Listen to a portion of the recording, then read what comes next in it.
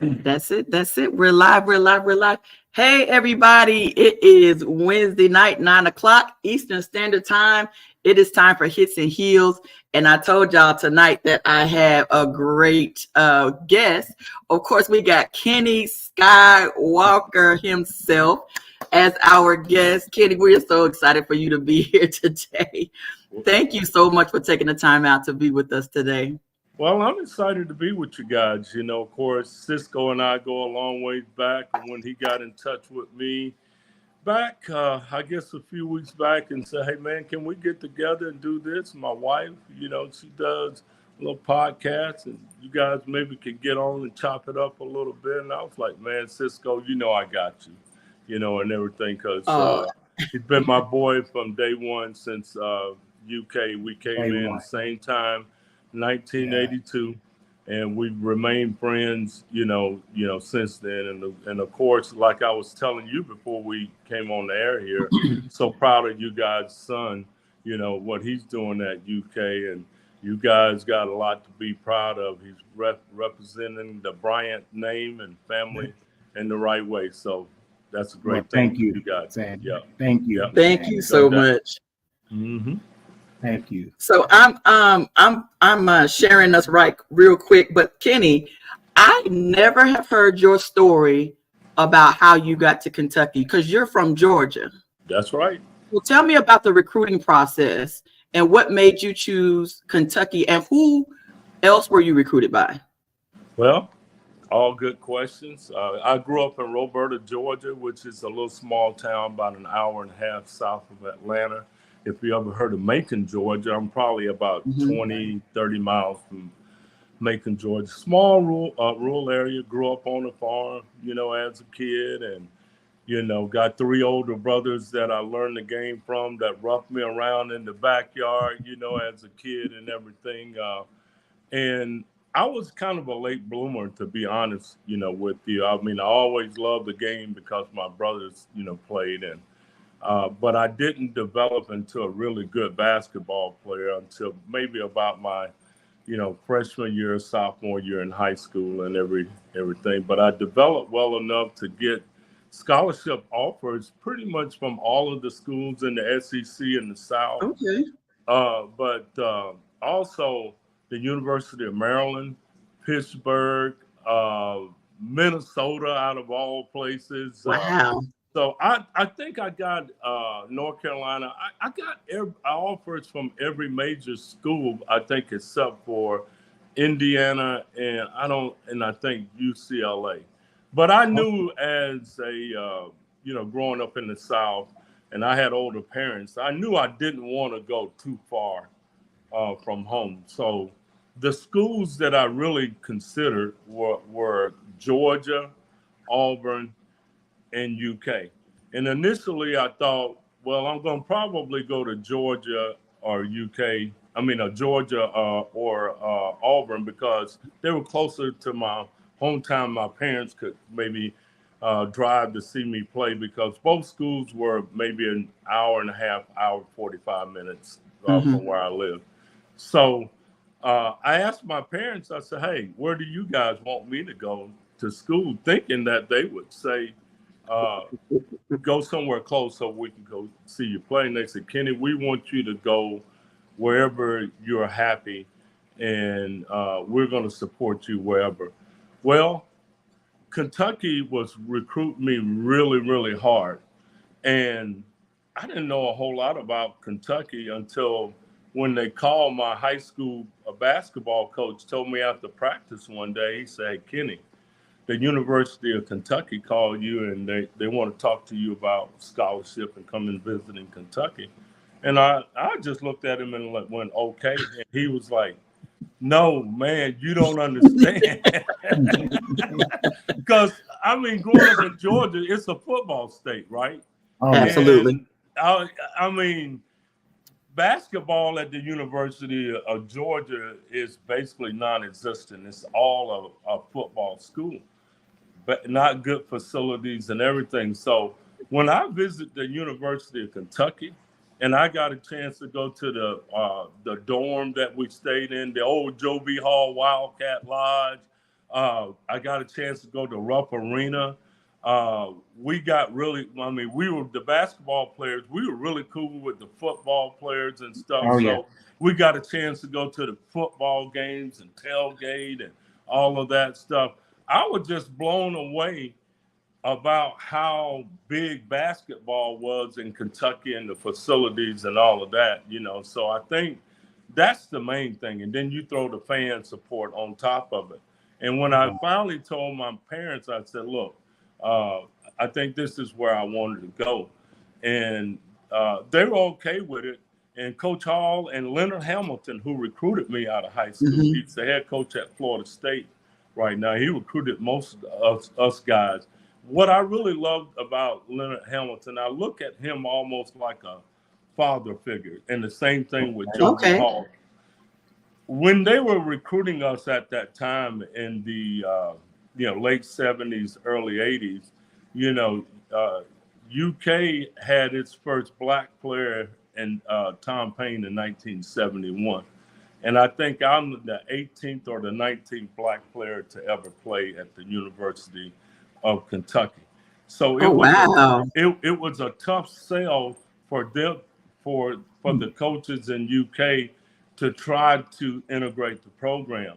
And I don't think Joby Hall and Leonard Hamilton get enough credit for convincing a person like me to come out of the South, to come to UK and take a chance of playing at this big time university and representing the university in the right way. So it was a great opportunity, not only for me to play basketball, but to knock down that door of opportunity for the black athletes to come to a place like UK and play basketball. And so look at all of the black athletes that we've had since the late 70s and the early 80s. So all of that was kind of exciting, a little scary for me, but I'm glad that I did it because it was the best decision that I think I made in my life, because it changed my life in a lot of ways, not only for basketball, but it gave me an opportunity to leave my little hometown and to be trusted with Joby Hall, Leonard Hamilton, and the University of Kentucky for a skinny 6'8" black kid out of Roberta, Georgia, to come to a university like this and to make a name for myself. And here we are, 38 years later, since I've graduated. Absolutely. We're talking about what I did a long time ago. But so to open those doors and to inspire people, I think, on and off the court, that's the reason why I like living in Kentucky. I still visit my family in Georgia, but living here in Kentucky and being around fans and being able to do podcasts and things like this to talk about my career, I think it's a blessing. Well, I have a question based on what you just said. When did you realize coming to UK as a player was unbelievable with fans? I mean, was you out at the mall or was you just walking on campus and people pulling over? Kenny. I mean, when did that moment? Because that's a lot of times people don't realize it's a shocker when people pull over out of the blue and start talking to you. Yeah. And you're going, whoa, hold up. Okay, what's up? I don't owe you no money. What you doing? So when do you remember that moment? I remember it just like it was yesterday, Cisco. And it actually happened on my first visit to UK. I think UK was my third. You haven't put on a jersey yet. Hadn't even put on a jersey yet. Wow. I'm getting off of the plane in Lexington at I guess it was the end of October on my recruiting visit. Plane lands, pull up to the terminal. They open the door. I'm sitting in first class. I'm the first guy to get off the plane. So, of course, I'm 6'8". These planes are right. Yeah. So, bending all the way down. I'm getting off the plane and I'm ducking to get off the plane. And the guy that just opened the door that was there standing in the terminal, he looked up at me and he went, "Man, you're tall." And he goes, "You almost hit your head." I said, "Yeah, man." He said, "Do you play basketball?" And I said, and I said, "Yes." And he said, "What's your name?" And I said, "My name is Kenny Walker." He went, "You're Kenny Walker?" And I go, "Yes." He said, "I've been reading about you in the Cat's Paws. You remember the school Yes. newspaper, Cisco?" So Yes, it was huge. They still have it. I didn't even know what the Cat Paws was. and he looked at me, man. He said, "I just got finished reading about you in the paper." He said, "You average 28 points a game, 15 Wow. rebounds, 5 That's blocks." Kentucky fans. And he said, "I read about you coming into town." He said, "Can I have your autograph?" I had never signed an autograph in my life. That's the first autograph. And it blew me away, man. Because that was your first experience just coming off the plane. Coming off the plane when I first landed in Lexington. And so I'm walking to the baggage claim, and I'm thinking, well, this has got to be part of the Kentucky welcome to, I'm like, this is a setup, or whatever. So I go to baggage claim, and Coach Hall and Coach Hamilton down there, they meet me at baggage claim. And they was like, "How was your flight and everything?" And I was like, "The flight was great and everything." I was like, "Man, that was pretty cute what you guys did there." Y'all had this guy, That's a good recruiting. asked for an autograph and all of that. And they were like, "What are you talking about?" So I told him, I said, "Man, when I got off the plane, this guy said he read about me in the Cat's Paw and stuff." They were like, "He's just a fan. And he knows that you're in town, and that's how UK fans are." And Cisco, from that day, like you say, and still to this day, I can be at Kroger, I can be at the car wash, I can be in the mall, I can be anywhere. And fans will come up to me, man, and they'll talk to me and tell me their appreciation for me playing at UK and still being in the community and everything. But just talk about those good times and, way back 30, 40 years ago. I don't care wherever else you are, you don't get that. Maybe a little bit at North Carolina, maybe a little bit at Duke, but at UK, as long as I'm living in this state, I can be a 98, 100 years old. They can wheel me out in Rump Arena with oxygen and everything, and it will be, I will be a legend. And I love and I respect, the fans and the appreciation that they have shown me over the years, man. And it started from my very first visit, and it's still going on today. Wow, that's a great. That is a memorable story. That's nice. Yes. That's nice. So do you have like a defining moment from your career, whether it's with UK or in the NBA, besides the slam dunk contest? Well, hold on. But that's funny. That's funny, Terry, you say that, because one of my questions that popped in my head earlier today was, if you can digress back, give a defining moment in high school, college, and NBA. Something that's popped in your head that Terry's saying, that defining moment that makes you say, "I hope God keeps this in my brain cells." Well, you guys kind of mentioned it. It's going to be hard for me to top that slam dunk. That slam dunk contest was off the chain. I'm not gonna lie. Now, I'll tell you a story before I talk about the slam dunk contest that probably most UK fans know me as, and it happened about 40 years ago, and I was just a sophomore at UK.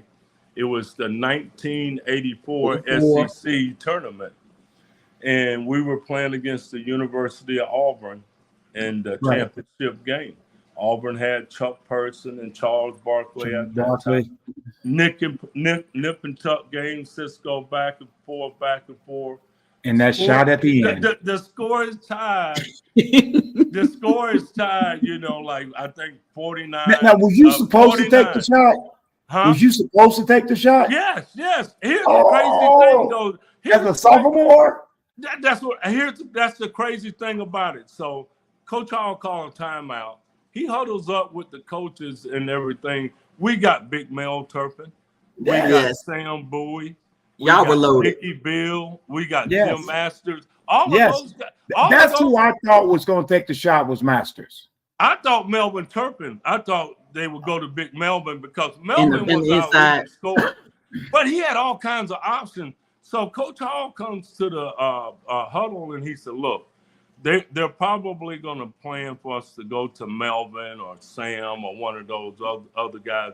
And he looked at me and he said, Kenny, he said, I think you're the best option that we're going to go to. And my eyes got this big when he said that. Because I'm going like, man, he's drawing up a play for me. And here's the crazy things, guys. The night before, I had my worst shooting game ever against the University of Alabama in the semifinals. I think I was 1 of 11 from the field. Just awful. I never shot that bad. And here's Coach Hall calling the play for me the next game to win the game. And I'm going, God, he's showing that kind of confidence in me. Plus, I'm a sophomore. But anyway, he calls this play. He said, look, Kenny, it's only 8 seconds left on the clock. He said, we're going to run a double pick by Sam Bowie and Melvin Turpin for you on the baseline. He said, because they're not going to be able to help off of those guys. And he said, guys, just get enough of a screen on Kenny's man, which was Chuck Person. And I curled around on the baseline. And he said, Kenny, when you catch it, he said, don't worry about it. You're only going to have 2 or 3 seconds left on the clock. He said, you're going to make this shot. Now, Cisco, I wish I could tell you that I switched it and it was a pretty shot. No, you kissed the front of the rim. It was the ugliest shot I think I've ever made in my career. It hit the front of the rim. It bounced up and it rolled in, and as time expired. Okay, I'm trying to remember. Didn't Turpin pass you the ball? No, it was Jim Masters who passed me the ball. Masters. And with that said, that is pretty good of a team concept. Yeah. Because anyone else will say, I got the ball in my hand, I'm gonna be the hero. Yeah. I'm not gonna do what the coach said, I'm gonna take the shot. You're exactly right. Well, athletes today probably would, They would take the shot. I think back in the day, and not to take anything away from the guys, they're much more talented, better one-on-one players and stuff like that. Whoa. I'm not gonna say talented. I'm gonna say better one-on-one because they work at being one-on-one. Being better one-on-one, and we worked on execution, and everybody had a role in things. Yes. And here's the thing that I like about it, Cisco. We had so many McDonald's All-Americans on that team. Loaded.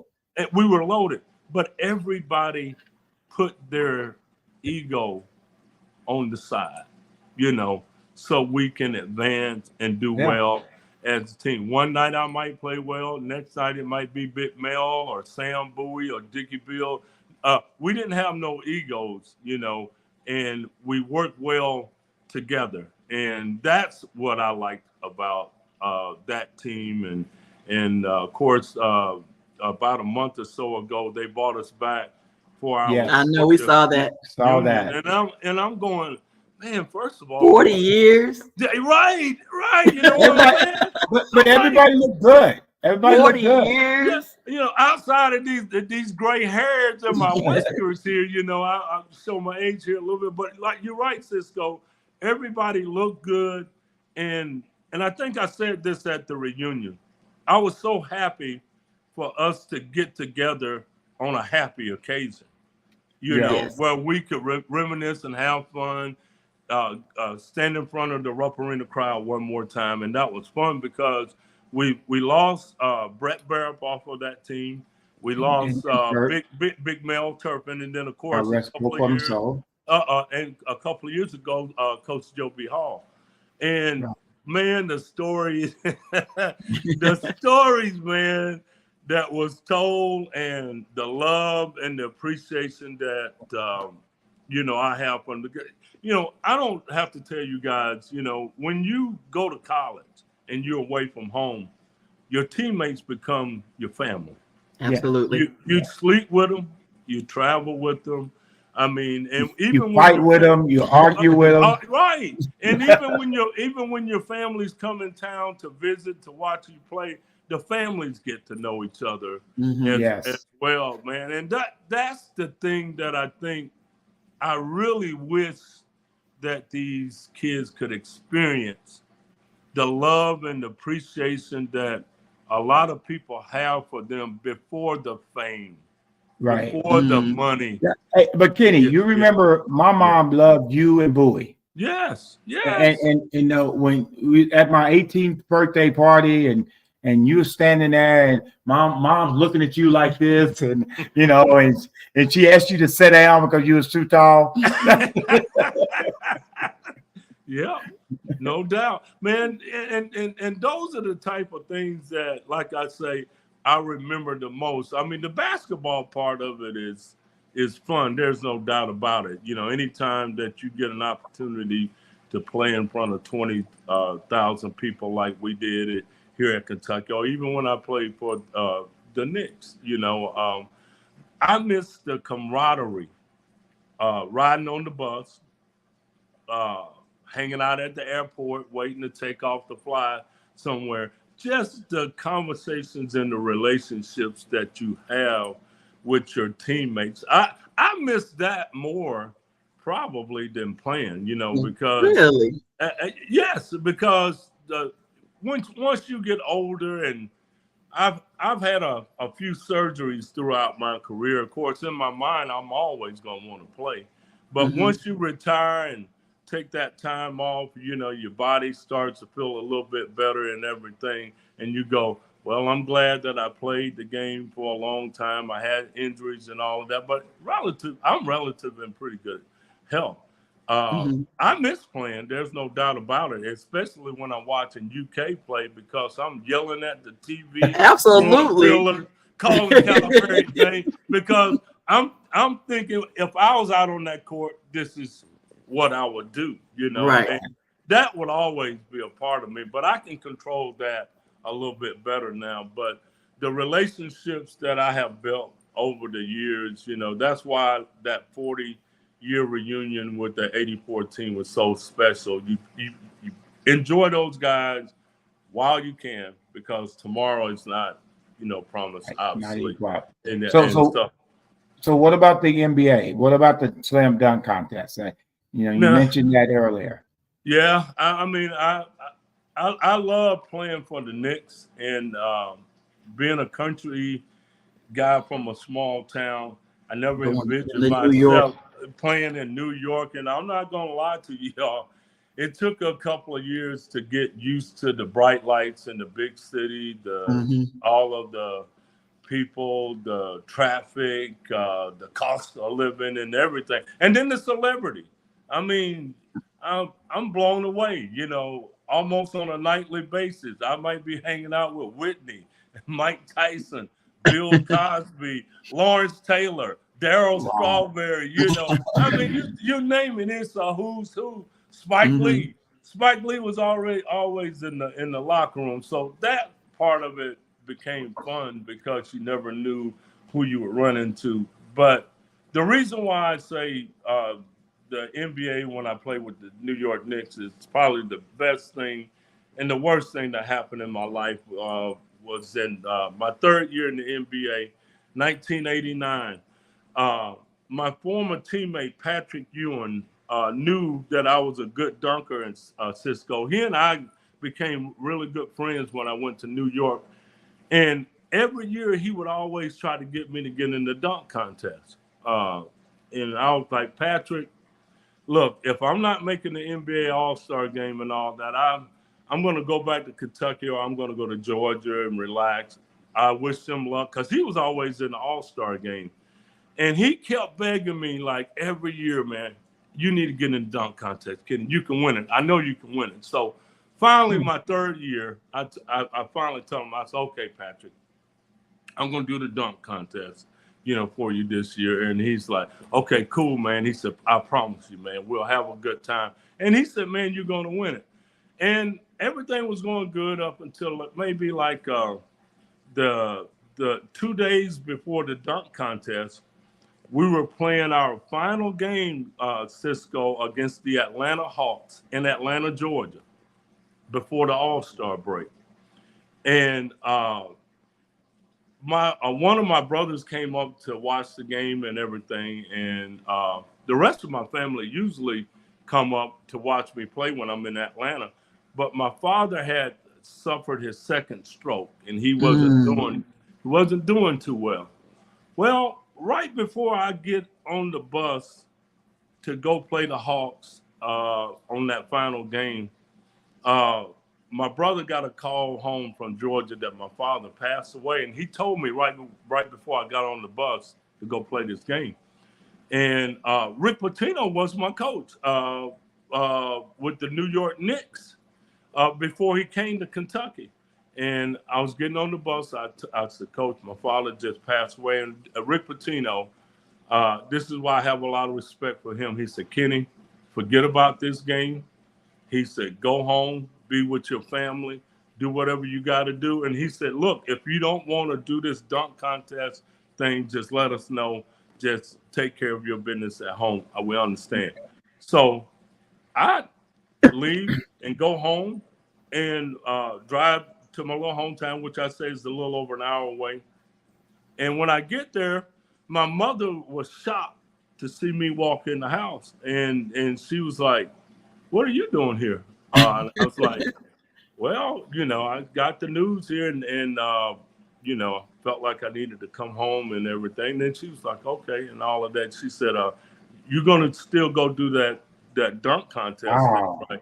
And I'm like looking at her like, well, I don't know if I can do it, or whatever. And she said, and Cisco, she said, Kenny, go do it. She said, it's going to take us maybe a day or two with the arraignment. There's nothing you can do here. And she said, if your father had been here, he would have wanted you to do it. And he would have been right here watching you on TV if he couldn't have been there to see you do it. And of course, when your mom tells you something like that, of course you do what mom said. You got to put on your big boy pants, and yes, and I was like, okay, I'm gonna do it. So would you have did it, Kenny? Would you did it if mom did not say what she said? No. When you got home, did you say I'm going back to do the dunk contest? No, I wasn't gonna do it. To be honest with you, I wasn't gonna do it because I felt like my heart wouldn't have been in it, Amen. I mean, mom's blessing put it over the top. But she made me look at it from a different perspective. She said, go do it. It'll take your mind off of what's going on here and going on. And I'm going, okay, I'll do it. But I still didn't know if my heart was still being, But I took her advice and I went out. And I'll never forget this. When I landed in Houston, I got to the hotel room. Patrick, he was so shocked and surprised that I had came out. And he came to my room. He said, Kenny, I'm sorry. He passed along his condolences and everything. And he said, man, I know it's a tough situation. He said, but I've been telling you, man, for 2 years. He said, man, you can win this contest, Kenny. And Patrick was a funny guy. People don't know this about Patrick because he always looked serious. And he looked at me and he said, man, I'm going to make a lot of money off of you tomorrow. And I said, what up? He said, man, I've been bragging and talking to all of these guys, man. And he said, Kenny Walker is going to win this dunk contest and everything. And he had me laughing and cracking up and stuff. He really kind of helped me loosen up a little bit, when I first got there. So we go do this slam dunk contest. So thank goodness Michael Jordan wasn't in it that year. And Dominique wasn't in it that year. Okay. Whoa, Kenny. Come on. You put on a performance. I know, but I'm just saying. I wish Dominique would have been in there though, because Dominique taught me most of my dunks. Because when I was in high school, I played against him a lot when I was in high school, and he was at college in Georgia. So when we got to the arena the next day, we warming up. Patrick is going through the crowd. He's betting all kinds of stuff. So he goes over to Dominique, and he said, how much? He said, how much you want to bet? He said, I got my boy Sky. And Dominique was like, no, I'm not betting. He said, Dominique said, I know what he can do. He said, no, you're not going to know. You're not going to get him. And Mike was sitting there, and he went to Mike. He said, Mike, you want to bet? Mike said, I don't know. Mike didn't bet either. But Mike didn't bet? No, he didn't bet Patrick anymore. But Pat went to all these other guys and bet. So I was warming up, and he came up to me. He said, hey, man, you win this ball, and you win this dunk contest. He said, you don't have to worry about anything. He said, the rest of the weekend is on me. So I kind of laughed. I was loose in warm-up and doing the dunks and everything. But when we started the dunk contest, like I said, my main competition was Clyde Drexler. And you remember little Spud Webb, 5'7", Spud Webb, who had just won the dunk contest, I think, the year before. So we started the dunk contest. Cisco on my first dunk, I wanted to do a windmill like Vince Carter, because I can't palm the ball. My hands are not that big. If I try to palm it, it would slip out of my hand. I had to cuff the ball. So I wanted to do a windmill where I brought it down by my ankles and then exaggerate the dunk and come across and dunk it. And, man, I didn't do it the way that I really wanted to do it. So, are you there?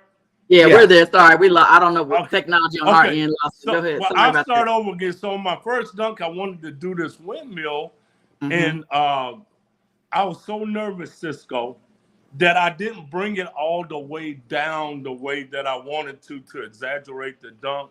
And it got a very low score. I think only like a 40-something in low 40s. Yeah, so, 42. Yeah. So I'm sitting on the side. I'm mad at this point because I didn't do what I wanted to do, and I'm upset because I know I'm better than that. Right. So Clyde Drexler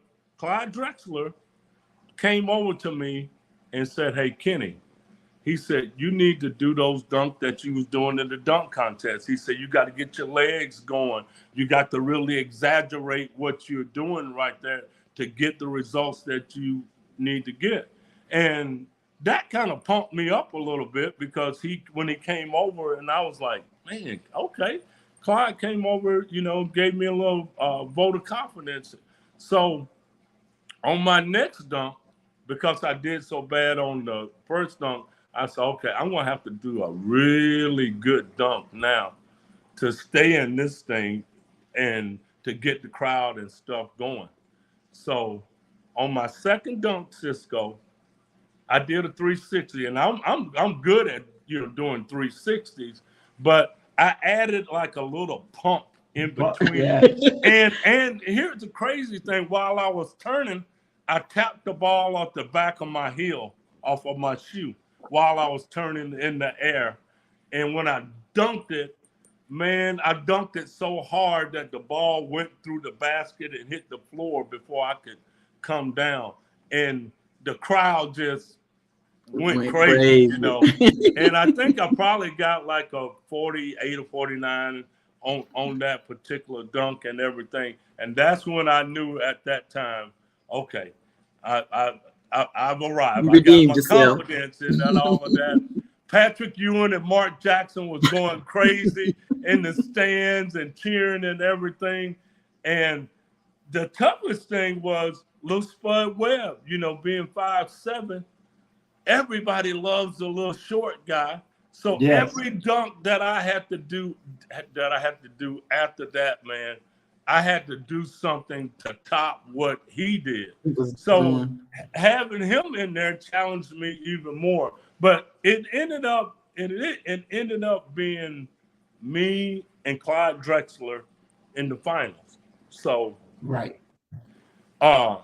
we have a coin toss to see who's going to go first. And Clyde won the coin toss. And I thought he was going to make me go first to see what I was going to do. But he went first. He wanted to get the crowd on his side. And he was going to try to do the Michael Jordan Dr. J dunk where he took off from the foul line, right? So he goes back, he's measuring it off, and he walks through the other end of the court. And the crowd is going wild in anticipation that he's going to take off and he's going to dunk it from the foul line. And he goes in, he takes off, and he tried to dunk it too hard. It hit the back of the rim, and he missed. So back then, Cisco, we couldn't have a repeat dunk. If you miss, that counted as a missed dunk. That was it. So I'm saying, okay, Clyde missed his first dunk, and I'm thinking, man, only thing that I got to do is just get a dunk in right now. And like I said, early in the dunk contest, I did this 360 dunk, double pump, hit the back of my heels and everything. But I had a variation of it that I could do. And that's the one that I cuffed the basketball. And I was spinning in the air like a ballerina.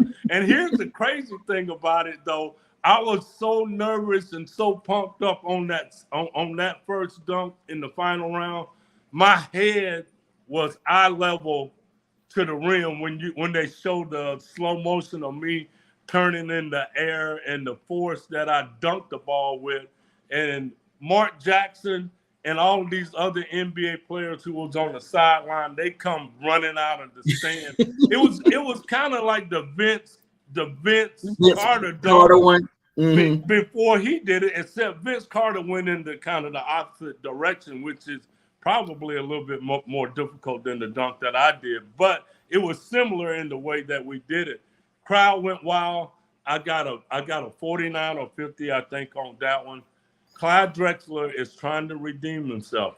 He's trying to take off from the free throw line again on his second dunk. He misses it again. And I'm like, okay, he's giving me an open door to really get creative and just get crazy now to do whatever I want to do. So my next dunk, I think I started in on the corner. I kind of cuffed it again. It wasn't a 360. It was almost a 180, a variation of the dunk that I did before. Again, I get another high score. And then Clyde on his final dunk, I guess he at that point said, I'm determined to get this dunk in. He tried to take off from the foul line again, and he missed it. And then I just did a crazy dunk at the end where I took off from under the backboard and reached back and dunked it and maybe got a 50 on that. But the crazy thing is the finals were easy because Clyde missed all of his dunks. I always say this, though. People go, Clyde Drexler, he was a good dunker, man. How did he miss all of those dunks in the finals? And I said, that was my dad in heaven blocking those dunks out of there by Clyde. Well, let me have an opportunity to win. Okay. But let me say this from a sports person's perspective. Yeah. And being at that level, and my wife has been at that level too. The objective is you got to do something when you know somebody's got something. That's right. So what he tried, people don't try unless they like, I got to do something. Yeah. Because this brother's gonna come with something. Yeah. You know, he's that dude. Yeah. You know, Kenny, you was that guy. That's not get it twisted. Yeah. You was that guy. Well, and it has, you know, and the blessing of the spirit of your dad was a major influence. There's no question. Yeah. Everybody that understands the spirit of our God understands that. Yeah. But with that said, is you was that guy though. Yeah. Yeah, I mean, that's why Petra, to my opinion, why Petra was in your ear. Petra's putting his pennies on the line. Yeah. You don't put your pennies on the line if you ain't that guy. Yeah, I can understand that. And I appreciate, like I said, my mother, because I wouldn't have done it if she haven't explained to me hey, you need to do this. This could be therapy for you. Everybody else Oh was yeah. out. Everybody else was out there having fun.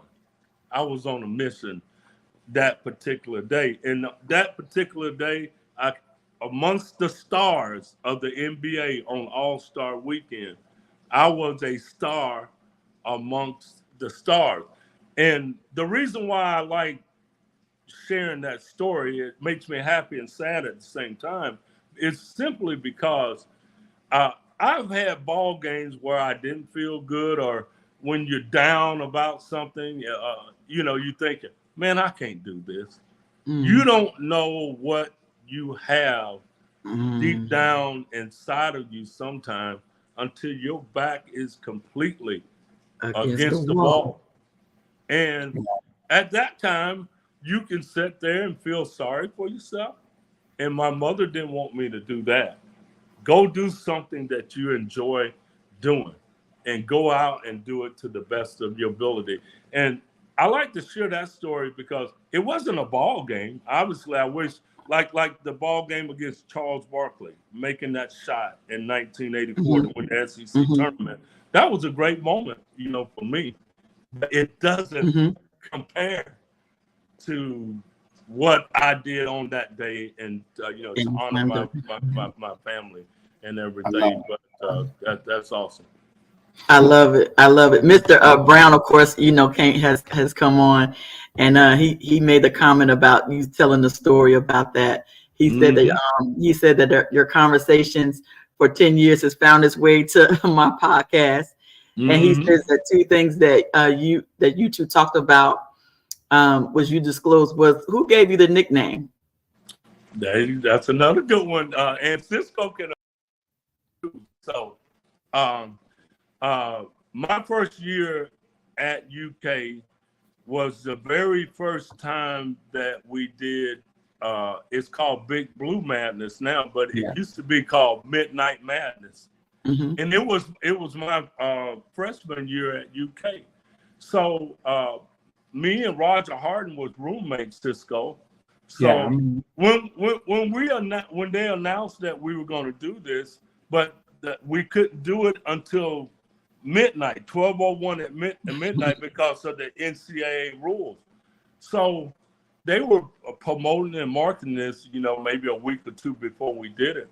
Well, when we got out of class that afternoon that we were going to do this Midnight Madness, people started lining up around Memorial Coliseum and around the dorm, and they just started camping out, like hours before, we were even supposed to be there. Man, I couldn't believe that. We looked out our dorm, and there were so many people out there, and I think we might have had 9 or 10,000 people at that Midnight Madness thing. And I remember saying to Roger Harden, I had won back-to-back state championships in Georgia, and the most people I had played in front of was probably about 7,000 or 8,000 people. I had just played in the McDonald's All-American game in Chicago, and it was probably maybe 8,000 or 9,000 people there. We had more people out there on the very first practice. So when we were walking over to the Memorial Coliseum to do this Midnight Madness, we had to walk through all of these people, taking pictures, signing autographs, and all of that. It took us forever to get in there.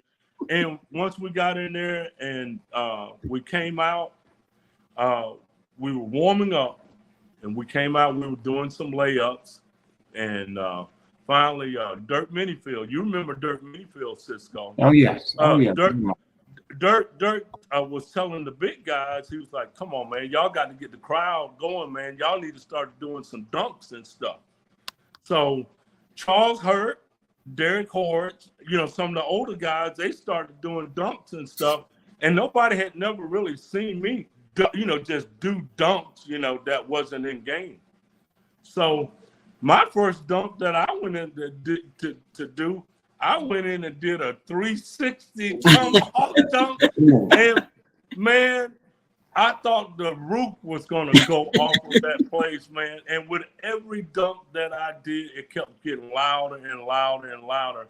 And after the practice was over, all of these reporters come up to me and they were like, man, we never seen anybody dunk like that. And they was like, that was incredible.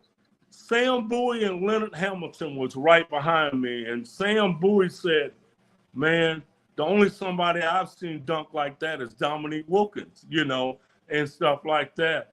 And somebody said, man, do you have a nickname or something like that? And I think Sam said, man, he was like a Skywalker. Wow. Yeah.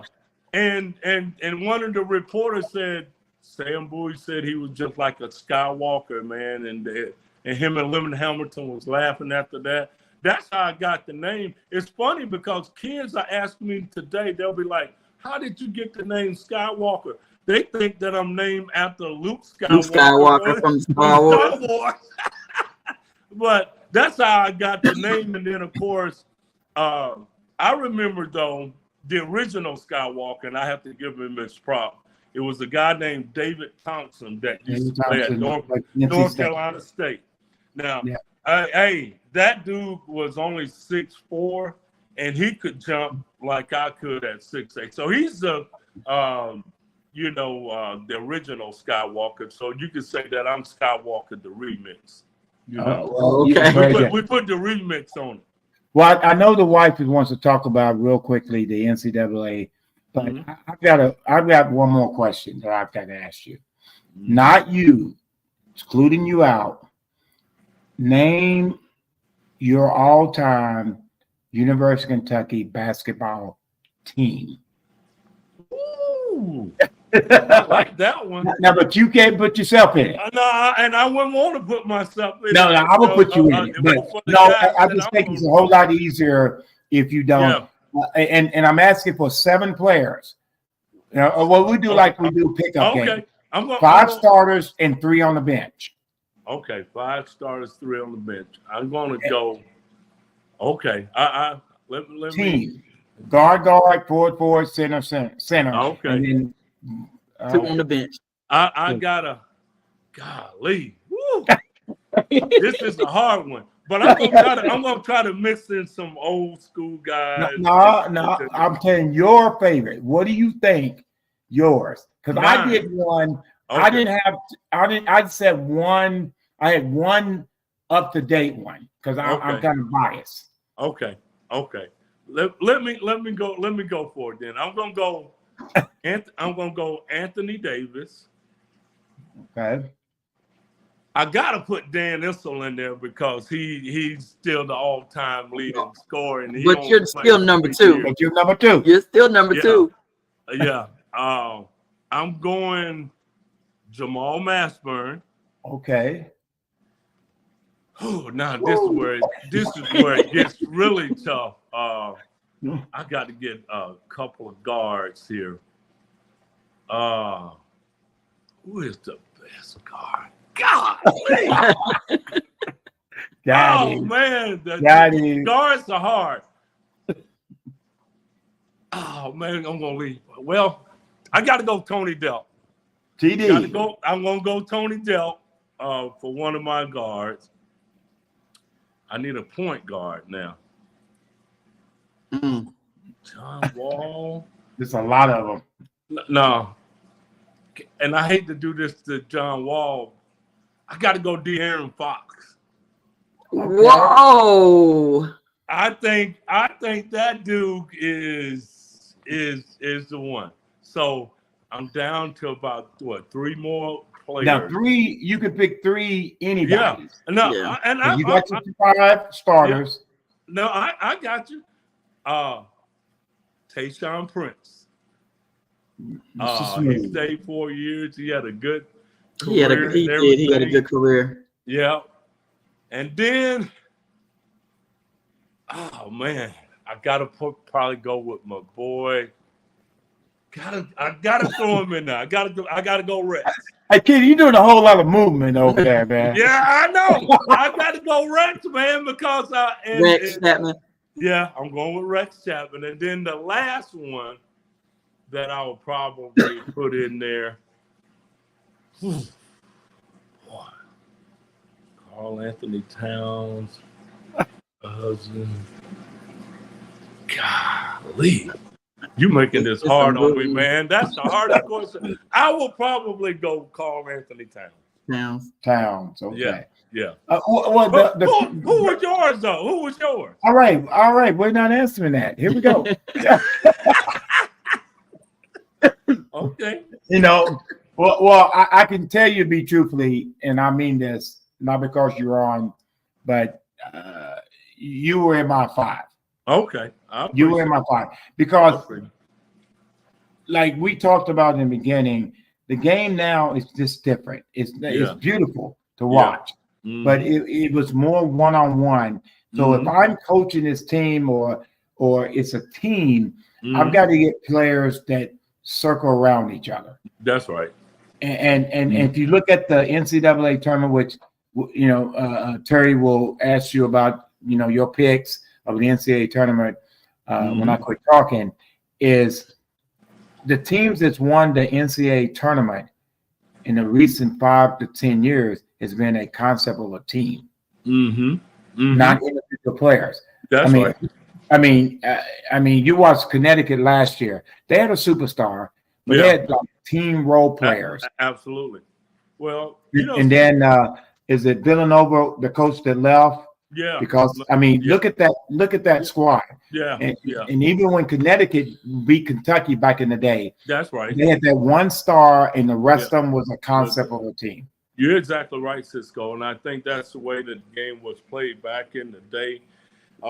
We played together for a couple of years, so you can build that chemistry and camaraderie, with each other. I really think that's what makes this year's Kentucky team fun to watch because they're not doing as much the dribble drive as they have done in previous years, which is basically one-on-one basketball, like you're saying. Now the ball is moving from one side of the court to another.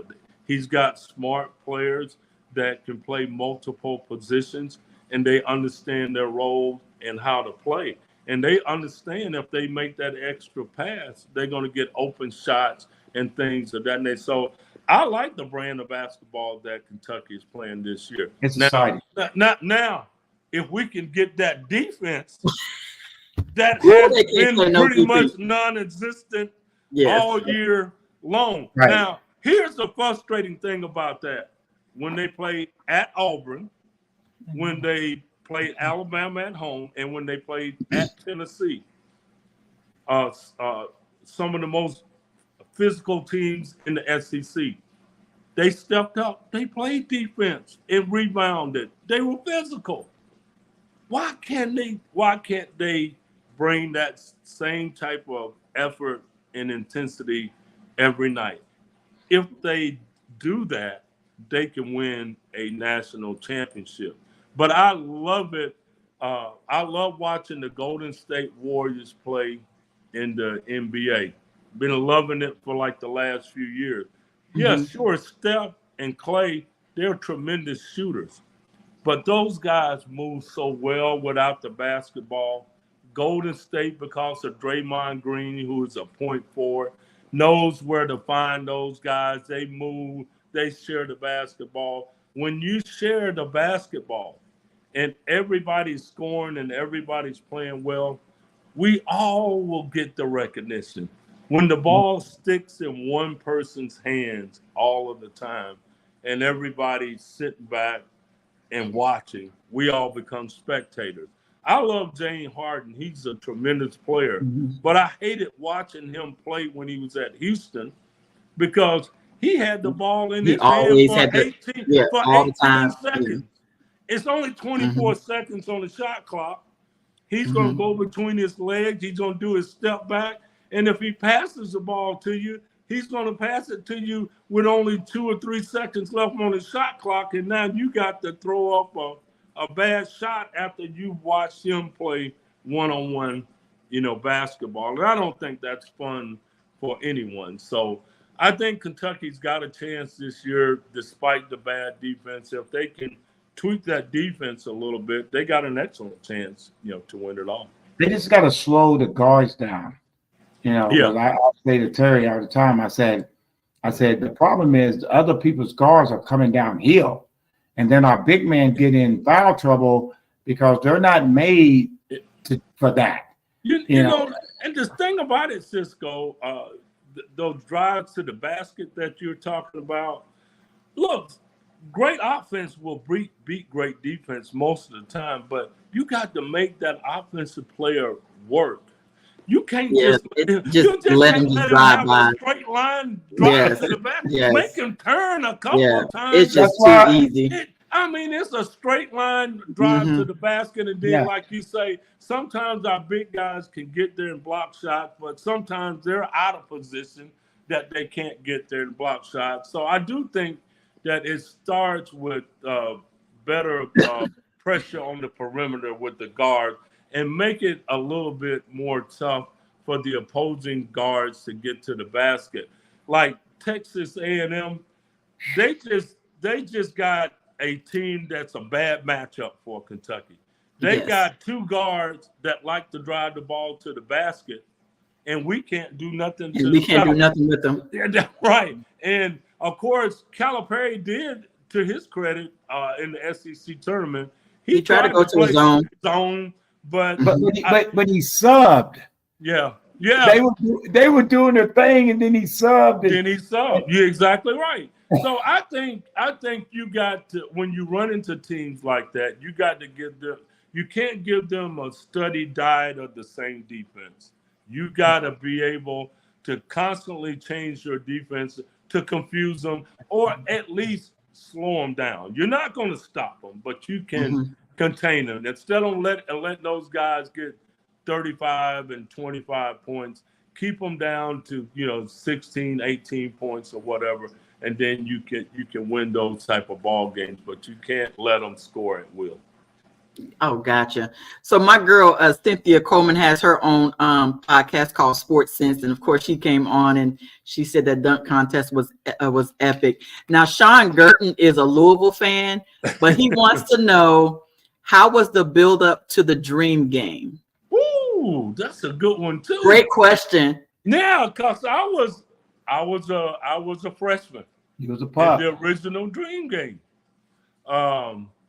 We played Louisville in the Elite Eight my freshman year. And this is after years of Kentucky and Louisville being close to meeting, even before I got to UK. Matter of fact, I think the year before, Kentucky had lost to Middle Tennessee State. If they would have won that game, they would have played Louisville the year before. But it didn't happen until my freshman year. And boy, I tell you what, that game was crazy, Cisco, because we had just beat Indiana in the Sweet 16, and I think Louisville had just beat Arkansas. So we met in the Elite Eight for the first time in school history for the rights to go to the Final Four. And man, it was weird because we were playing down at the University of Tennessee. And they got that orange floor and all of that orange and stuff. But you had one side of the building that was red, and you had the other side that was blue. The governor of Kentucky at that time was John Y. Brown. And he wore a red and blue jacket. He came out before the game. He said it's a state divided. He had on that jacket, half of it was Kentucky blue, half of it was red. And I knew Louisville was good. I had watched them play on TV before. And Cisco, like you said, I'm an athlete. I could run and jump, So it was my kind of game that I was looking forward to, because Louisville had Billy Thompson, Milt Wagner, Lancaster Gordon, Rodney and Scooter McCray, and all of them boys. And, man, I was freshman of the year in SEC, man. I was like, man, I'm hyped up and everything ready to play in this game. Man, it was back and forth, back and forth, back and forth. I got in the game about midway through the first half, man, and man got in there, went up and down the court a couple times. I got an offensive rebound, Cisco, and instead of normally I would go up and try to dunk it. I got an offensive rebound. And I went up and I just tried to lay it in. I think Scooter McCray jumped over Rodney and threw my shot back to half court. And I was like, man, that ain't never happened to me before. So I knew right away that I had to step up my game. I think I had a pretty decent game. I probably scored 8 to 10 points in the game. And the game was epic. It went to overtime. It was back and forth, back and forth. Yeah. Both teams was giving it everything they had. We went to overtime. I don't know what happened to us in overtime, Cisco. They pushed it out. They put a full court press on us. Man, we couldn't even get the ball across half court. They did that half court trap. Yeah, you're exactly right. Trap. They had them long guards, like I said, Milt Wagner, Lancaster Gordon, and those guys. We was just throwing the ball all over the place, man. And we got blown out in overtime, man. But here's the cool thing about it: that game was so popular, it got so much attention, and even though we lost, during that summer, the schools got together and said, "Hey, we got to make play every year. We got to make money every year." So the next year, the very first game that we played in Rupp Arena to tip off the season was against the University of Louisville, and we beat them by like 16 or 18 points. Sam was coming back from his injury. Here's the cool thing about it: we beat them handily. But we had to beat them again because we met in the tournament again. In the Sweet 16, and it was played in Rupp Arena. And we had to play them again in the Sweet 16, and we beat them again. So we beat them twice the next year. And after we beat Louisville, we beat the University of Illinois, and we went to the Final Four, and then we lost to Georgetown. But the Louisville games, man, I mean, I was there when it started. The dream game. The original dream game, that was the dream game. I mean, the game, of course, I'm not throwing shade at Louisville. It's been a while since they won. You know, it's not even a rivalry now. But that first, 4 years or so, oh my goodness. They were good. Great games. And we were good. Oh, yeah. It was awesome. Because I don't care what their record was, you knew when you played the Bill, when they were loaded back in the day, it was the most fun that I've ever had. And here's the cool thing. Milt Wagner, Purvis Ellison, Billy Thompson, we all see each other now, man. And fans think that we hate each other. Well, yeah, on the court, yeah, you're supposed to hate each other and play to win and stuff. But I got love for those guys, man. I love it. Those are some good brothers that are friends. But when we stepped on the court, we were competitive. They wanted to win, and we wanted to win. And for 2 hours, we probably didn't like each other. But once that game was over, man, it was all good. Nothing but all love. Well, I said to Terry, I saw smiling because you talk about Milt Wagner and his grandsons playing for UK, and I said, man, Milt with the smooth haircut, with the part in the middle. Oh yeah, he was smooth. He was smooth. Like Iceberg Slim. They used to call him the Iceman. And like after just smooth, 6'5", 6'6" guard that could shoot and all of that. Oh my goodness. I mean, Milt Wagner was that guy, man. And like I said, those guys were awesome players and awesome competitors, man. But like I said, just talking to those guys, they're like normal people, man. We reminisce, we laugh and cut up and we talk about, but you can tell it's a lot of respect, from my side and definitely from their side, man. We respect the hell out of each other, man. I mean, they're good people, man. And I hate, to see Louisville really going through. Oh, absolutely. Sean Gurton said that they were going to be back though. Yeah, they'll get it together. I just hope that whoever they hire, You know, Mm-hmm. feel bad that Kenny didn't have enough time to do it. You know, I 2 think years is tough. if the attendance and if more people would have went to the game, that he probably could have gotten another year. But Mm-hmm. you know, tough deal, you know, for him. But they'll get somebody. I hope that if they can be patient to get that program, because Louisville, they just too big of a program, in my opinion, to go through what they've gone through here the last few years. They deserve better. Oh yeah, there's no question. Absolutely. So I don't know who Jay Hopkins is, but he said, "Oh wow, my dad and stepdad were huge fans of yours. Okay. Okay. That you were New York legends." My girl Cynthia said that she said she could listen to these stories all day. um, she said, "Oh, somebody."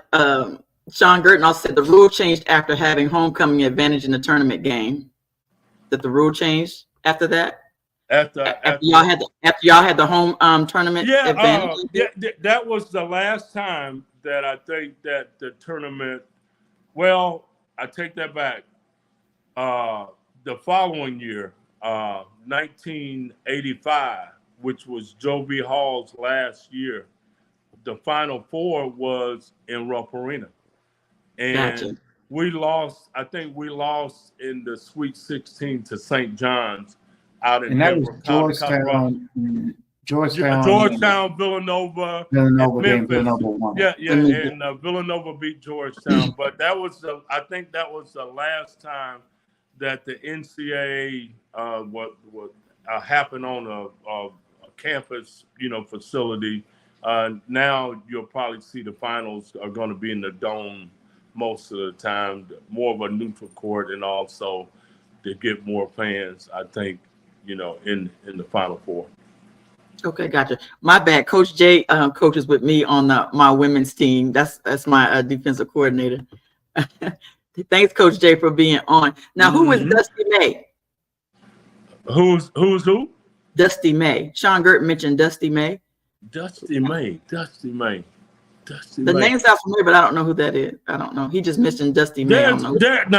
There was a Ty May that I played with, but he was from Eastern Kentucky, and he only played maybe 5 or 6 games at UK before he transferred. And I'm trying to think if there was there a May that I played with in the NBA that I can't recall.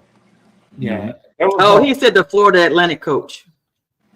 About being the Louisville coach. He's getting a lot of recognition right now. I've even heard, you know, Bob Huggins' name mentioned for the Louisville. I heard Bob Huggins' name being mentioned too. I've also heard Nate Oates from Alabama, Eric Musselman from Arkansas, Bruce Pearl. You know, all of those names. I don't know a lot about Dusty May, but I got a lot of respect for Bruce Pearl. I know he's been in a lot of hot water a little bit with the NCAA, but he's a damn good coach. He is. I like his style of play. And I like Alabama's style of play. They run and gun. They shoot a lot of threes. And you got to have an offense, I think, now that these kids everybody wants to play the way that Steph Curry and the Golden State Warriors play. So you got to recruit, you know, shooters. This is the first time I think that UK has had this many really good shooters playing an offense that really benefits them. I mean, you look at Dillingham, the way he can shoot. I love him. I love Reed. Reed Shepard. And here's the crazy thing, and I say it all the time. We talk about how good these freshmen are and all of these other guys, and Antonio Reeves is the leading scorer on the team. He can score one-on-one. He can shoot the three. He's got a step back. He's got a floater. He can take it to the basket now. And, you know, he's shooting 50-some% from the field, 40% from three-point line, and almost 90% of his free throws. But I think that was the development of him staying for several years as opposed to going out. Yeah, his first year. I think he should be given credit, you know, for that. Now, he was first team All SEC. I saw where he got honorable mention on the AP, I think, All-American team. He did. He was an All-American. I forget what team that he made today, but he is starting to get, some recognition. But I think what you said shouldn't go overlooked because he could have made a mistake like a lot of these guys. He could have left his name in the NBA draft and tried to give it a shot last year. I think he actually came back and got better, and I think he's improved his draft stock.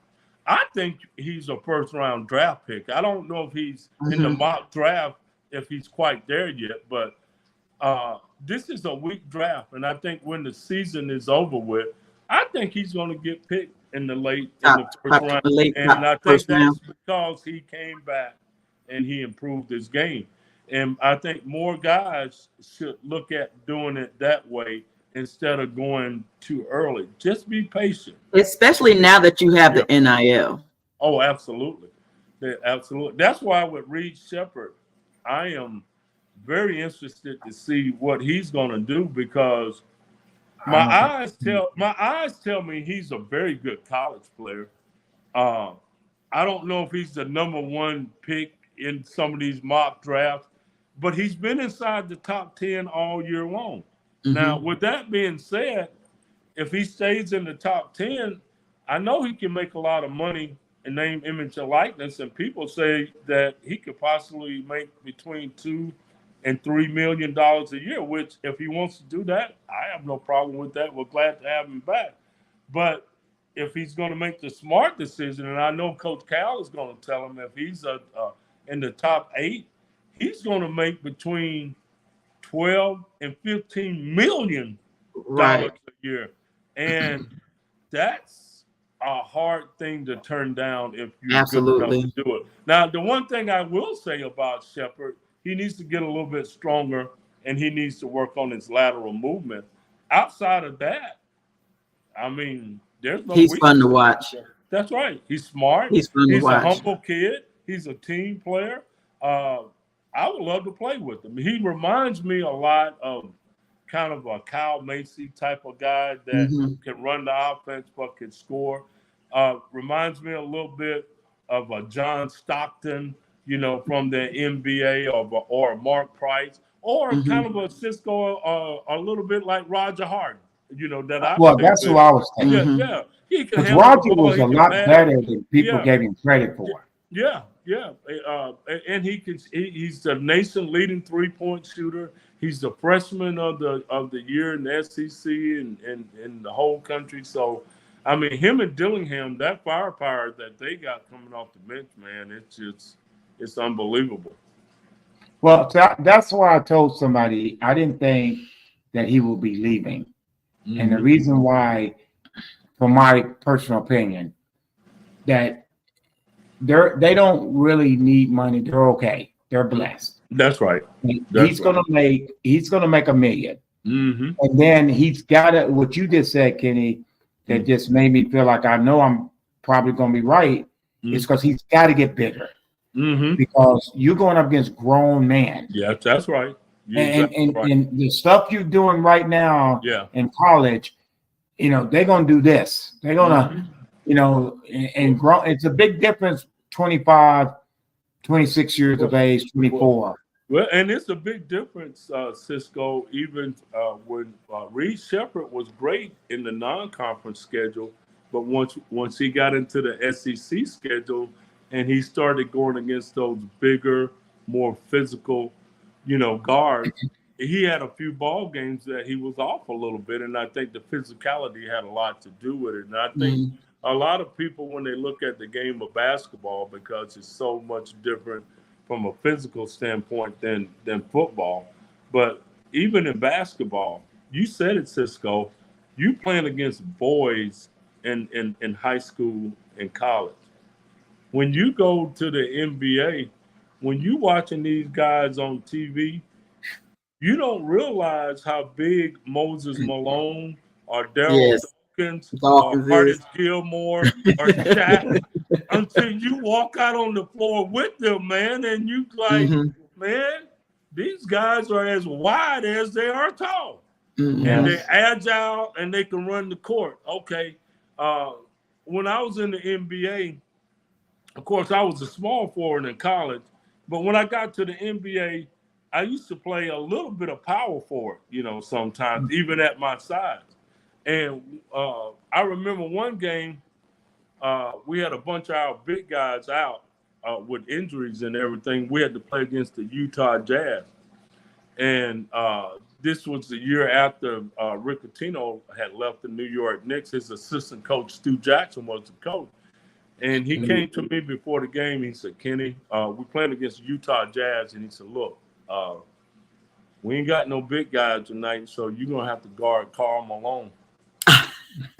And I'm thinking I'm weighing about 220, and Karl Malone is about 260, 265, and everything. He said, look, just use your speed and quickness and try to front him a little bit. He said, look, if you get stuck behind him, he's bigger and stronger. He said, just try to make him work and everything.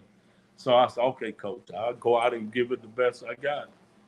Man, in the first quarter, Cisco, I was working hard, fronting, moving around, and everything.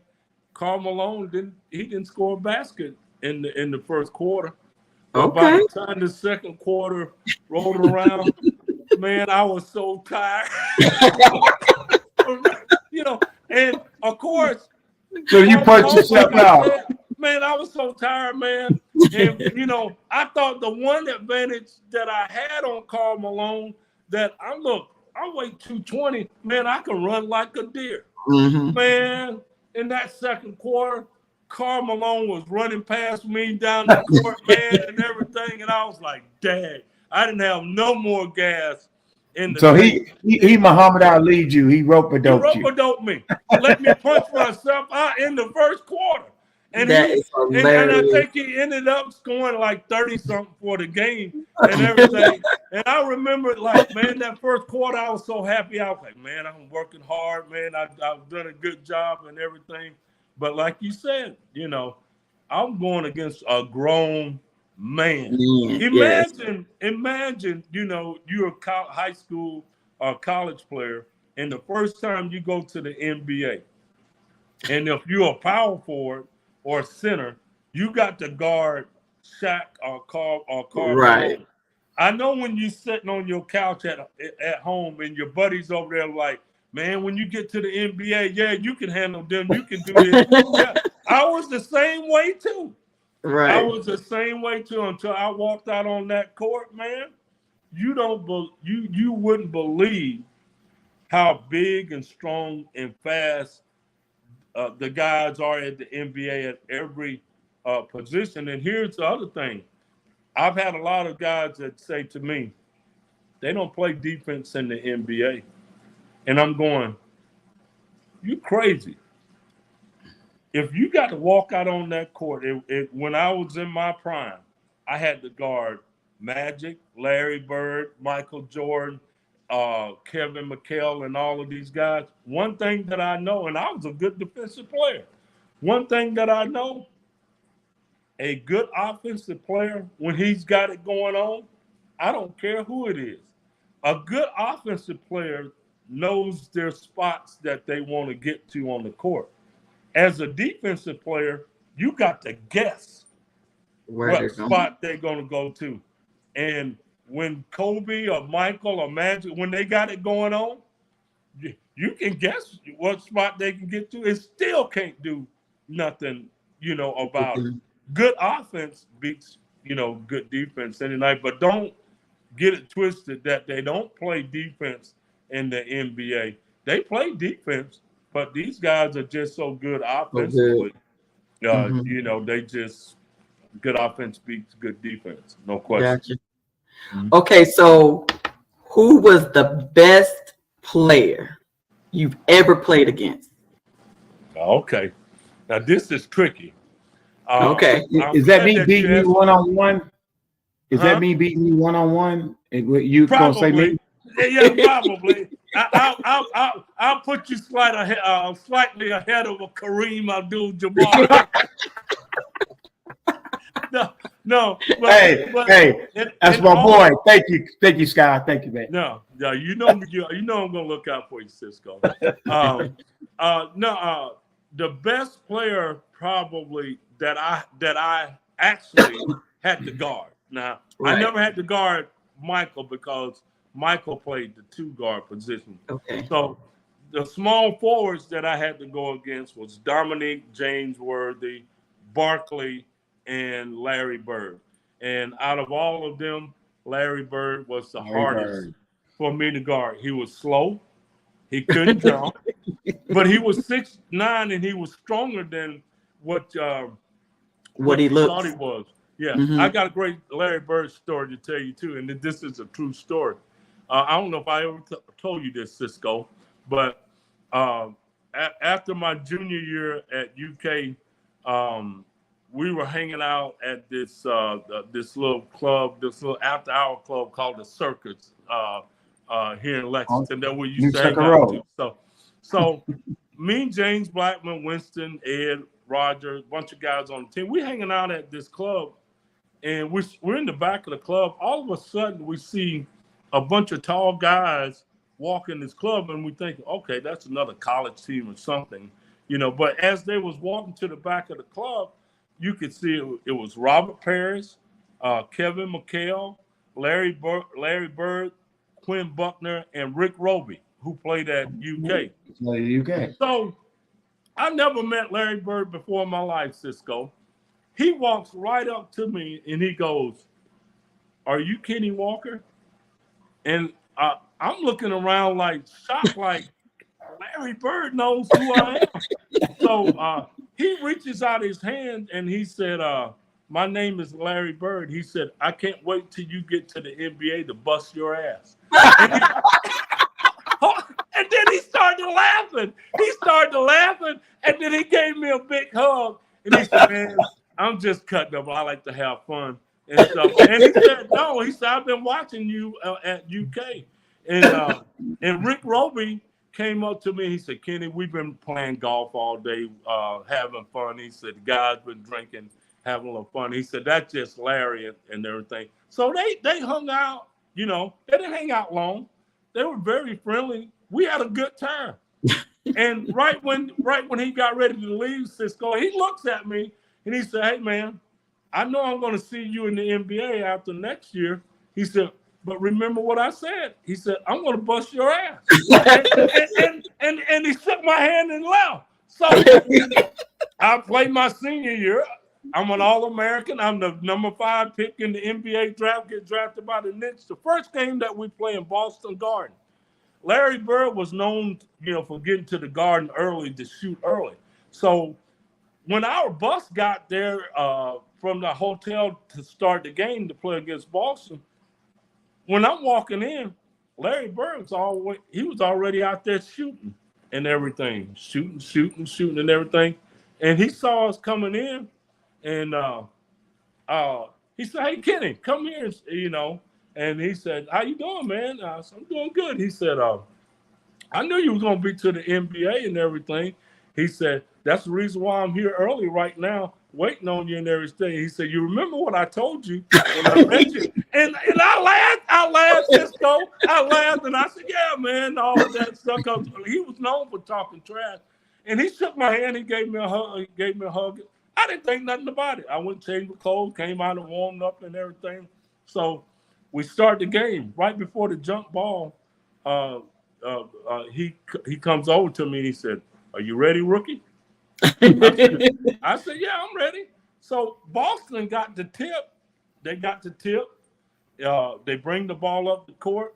They run a pick for Larry Bird on the baseline. He comes off the baseline. He drains a 3 in my face. The first shot of the game. And he's backpedaling down the court. He got a little smile on his face. So we go down to miss, and they get the rebound, and he's trailing the play, and I'm kind of back there with him, and they pitch it back to him, and he's well behind the three-point line. I'm like, there's no way he's going to shoot this. He pulls up from Steph Curry range and drains another 3. And when he's running back down the court, he goes by the New York Knicks team bench, Hubie Brown is my coach, my rookie year. He looks at Hubie Brown. He said, Hubie, you better get this rookie off me, or I'm gonna get 50 tonight. And he was talking trash the whole time. Now I'm happy to say he didn't get 50, but he ended up with 44. And but you held him. Yeah, hey, and after the game, this is the kind of dude he was. Like I said, he was a trash talker. But he came up to me after the game. He said, man, he said, look, I talk trash to get myself going, sometime. He said, man, what I like about you, he said, you didn't say nothing. He said, you played hard and stuff. He said, I was on tonight and stuff like that. He said, but you're going to be a good player and everything. But he let me know about it, man, before the game and, and everything. And I'm telling you, that dude was the hardest guy for me to guard. Sometimes I could guard him and do a good job on him for about 2 or 3 quarters. But when the game was on the line, he even though he was slow, couldn't jump, you couldn't stop him. He was the best player that I had to guard. But I will say this, people ask me about the best player debate. Is it Jordan or is it LeBron James? Of course, I didn't play against LeBron James. I don't even think that should be the debate as far as the greatest player of all time. For me personally, and I know a lot of people don't feel this way because they think it's Jordan or LeBron. For me, I think it's Kareem Abdul-Jabbar. What he did in high school, I think he won 3 or 4 high school championships. He won 3 college championships. He won 6 NBA championships. And then the things that he did socially and the civil rights movement, that, and the things that he did to open doors for young players like me to get paid the big bucks, to fight, for black athletes to have, better positions and, get better contracts and stuff like that. That's the reason why I say he doesn't truly get the recognition that he's deserved, because he had one boring shot, the sky hook. Nobody blocked it. Couldn't nobody stop it. And everybody say, man, that's the reason why he's not the best player, because the only thing he could do is shoot the sky hook. And I'm going, but that's all he needed to do. That's all he needed to do. He had one shot, and it's the most unstoppable shot in the history of the game. It's still to this day, and I know these 7-footers like to shoot 3-pointers, but I really wish that they would get in there and work on a little hook shot every now and then to show tribute to the man that until LeBron came along had the NBA career scoring record by using the sky hook. Only made 1 or 2 3-point shots in his whole career. So I think that he doesn't get near the respect that he deserves. Gotcha. So we're an hour and a half in, and I said that I didn't care what time, how long we be on. You said you was good with being as long as we can. So Mr. Brown has a great question. He said, "How did the Len Bias death affect you as draftees, and how emotional was that?" That's a good question. I'm surprised Al ain't asked me that on my show on the radio, but it affected me a whole lot. I think it affected our whole draft class, because in 1986, the number 1 pick in the NBA draft that year was Brad Daugherty. Number 2 was Len Bias, and then you had the kid from Chris Washburn from North Carolina State, and then Chuck Person from Auburn, and then I was the number 5 overall pick. And I remember just throughout that senior year, it was a lot of good forwards that was in the draft that year. And there was this big debate about who was the best forward in the country: Walter Berry, Chuck Person, Buck Johnson, myself, or Len Bias. And of course, I never played against Len Bias in college. I always wanted to play against him because I wanted to see how I measured up against him, because he was one of the brothers that could run and jump just like myself. There's a lot of people that said that he went against Michael Jordan in the ACC at that time, and he was just as good, as Michael Jordan. So the night of the draft, we're all sitting there in Madison Square Garden, waiting for our names to call. I got a picture on my wall right now of the top 5 draft pick, with all of us with our hats of the team that drafted us and everything. And you go from being happy, you finally realizing your dream of playing in the NBA. The smile that all of us had on our face, taking those pictures, knowing that finally we can take care of our family. All of the pressure's off. We know where we're going and everything. Now the only thing we got to do is go back home and celebrate with our families and friends and just get ready for our NBA careers. And 48 hours later, I mean, literally, when I got back to Kentucky, and I think I was getting ready to go on an exhibition tour with the UK basketball team, even though I had graduated to Japan. Right before we was getting on the plane, we heard about the news that Len Bias had died. And that just did not register to me because less than 48 hours ago, I was with that dude. Right. He's alive. I mean, big, strong, healthy guy. You're like, how does guy, just, drop dead? And of course, when you find out the full story about what happened, it's just been one of those things that you go, my goodness. Yeah. He got drafted by the Boston Celtics. He was supposed to be the heir apparent to Larry Bird, or Larry Bird was supposed to be passing the torch to him.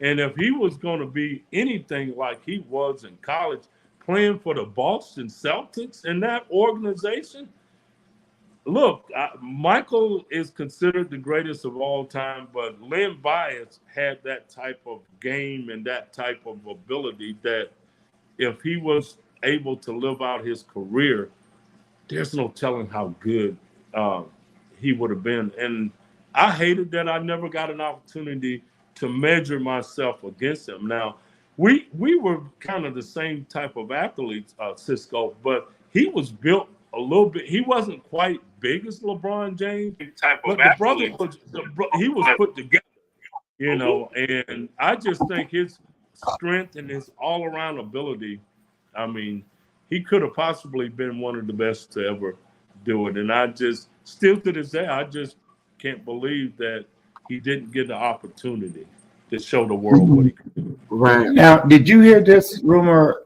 that actually that made Larry Bird stay an extra 3 years when Bias passed away? Because he was actually going to give him the torch. Yeah. That's how much Larry Bird respected his game and thought he was the next for Boston. Yeah. I mean, did you hear that? I thought I heard that in the past. Well, it's probably some truth to it, sis. It's simply because you probably remember the last 3 years of Larry Bird's career. He was good, but he was laying on the floor when he came out of the games. He wouldn't even sit on the bench. His back was so bad. He lay flat. And knowing Larry Bird the way that I know him, I don't think that he would have played the game that long, being in that kind of pain, if what you just said wasn't true. Not only was it Len Bias, also remember that the Celtics had drafted another young man, Reggie Lewis. That tragically passed away a few years after he had actually got drafted by Boston, So you had two guys that was there close about the same time. Think about how good Boston would have been. Yeah, that's what Jack Williamson just said. If you would have had those two guys to carry on, and then Bird probably would have retired a little bit sooner, because this is what I respect about Larry Bird. Those guys back in the day, they never cheated the game. This load management wouldn't have been good for guys like Larry Bird. I mean, you wasn't going to keep Larry Bird, Charles Barkley, Michael Jordan. You weren't going to keep those guys off the court. If those guys could play all 82 games, they would. They were going to And play. they didn't have to be 100%. And then it was a much more physical, game back then. Now I get it. It's more science, and these doctors and trainers are getting a little bit more involved. I get it with some guys like with LeBron James.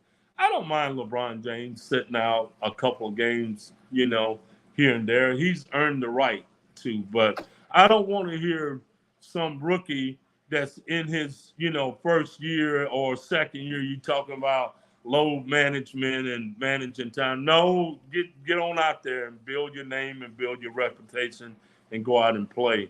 So I wouldn't call these guys, soft, because they're doing what the coaches and management are telling them to do. But I do know back in our era, these guys, they wanted to play. I remember hearing a story about Michael Jordan. He broke his foot one year and he missed most of the regular season, and they wanted him to sit out the rest of the year. And when he got healthy and he felt like he's ready to play, he said, "I'm going to play." Management didn't want him to play, but he played, and that was the playoff series that he went out. And I think he scored his career high 69 points or something, 63 points against Boston Celtics in the playoffs.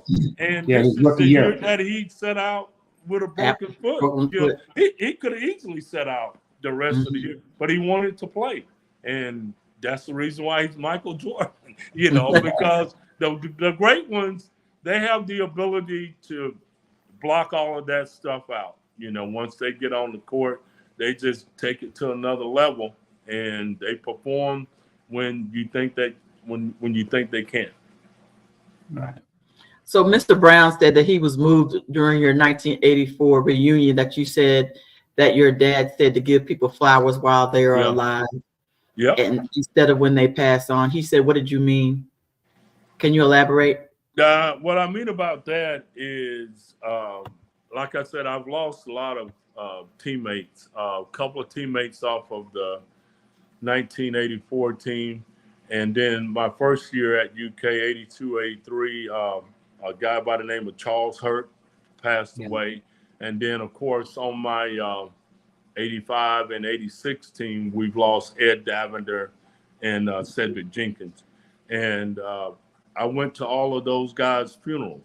And what I meant about that is, as a kid, my father was a deacon in the church, and he spoke at a lot of funerals. And he would always look around at the flowers at the funerals, and he was like, "Man, look at all of these beautiful flowers. I wish that we could have gave whatever person was that had passed away their flowers while they were alive, so they can smell them and they can enjoy that." I didn't quite understand what he was talking about when I was a kid, but obviously when I started to lose teammates and stuff like that, and a lot of them at a very young age, so many times we don't tell people we love them and how much we care about them. And sometimes when you leave college, you grow apart, you don't speak as much, and next thing you know, somebody's passed away and dead and gone, and you didn't really get a chance to say what you really wanted to say. So when I get together for reunions now and I see people that I haven't seen in a long, long time, it just makes me so happy to be in a happy occasion that we can laugh and talk and enjoy each other and everything. And you got to do that, because tomorrow is not promised, to any of us. You got to love people, and you got to tell them that you love them, because you don't want that day to come that they're no longer here and you regret the fact that you didn't tell them that you love them. And the one thing that I love about my relationship with Joe B. Hall, who I looked at as a father figure, Coach Hall had been in declining health, the last few years of his life. But when COVID hit, he kind of got isolated from everyone, and he was in an assisted living home. And I didn't get a chance to see him a whole lot, for a couple of years that we was going through COVID. I got a call from Jack Givens one day, and he said, Kenny, Coach Hall ain't doing too good. He said, I was out to see him and everything. He said, you might want to go, see him, and talk to him. So I took Jack up on it. A couple of days after that, I went out and I saw Coach Hall. And he could barely talk when I went out to see him.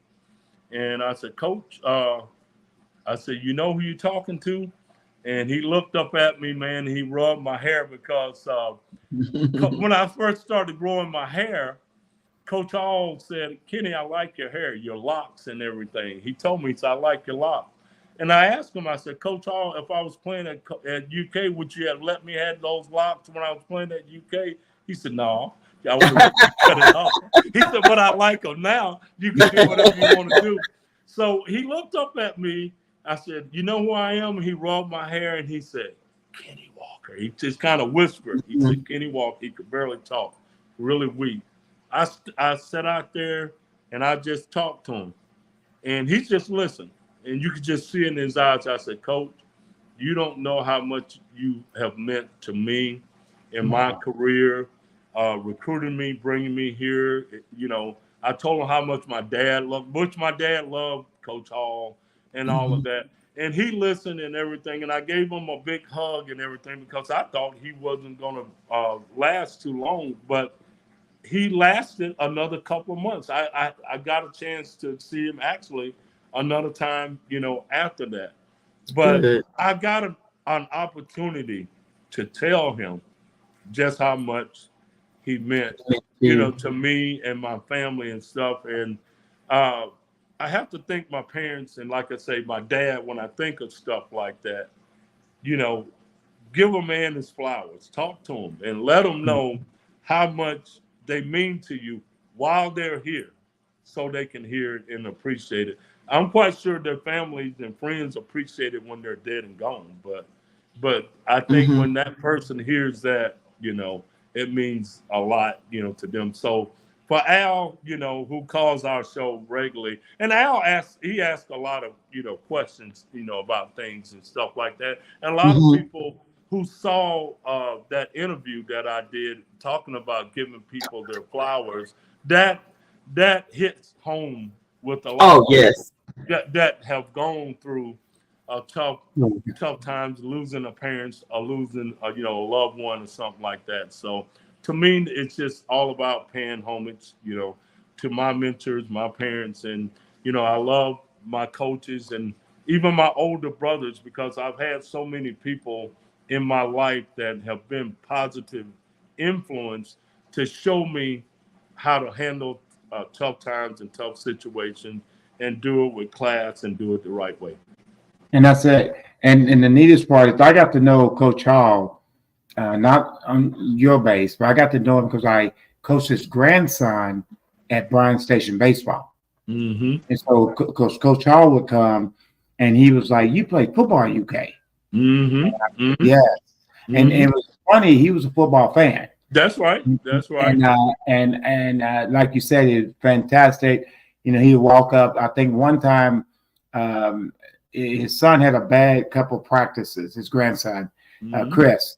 And I don't think we started him. And Coach said, Coach Bryant, can I speak with you? What am I supposed to say? Yes, sir. And then I said, the first thing I said to him, I'm not the head coach. I wanted to stay on Coach Hall's good side. No. But like you said, he was a great man.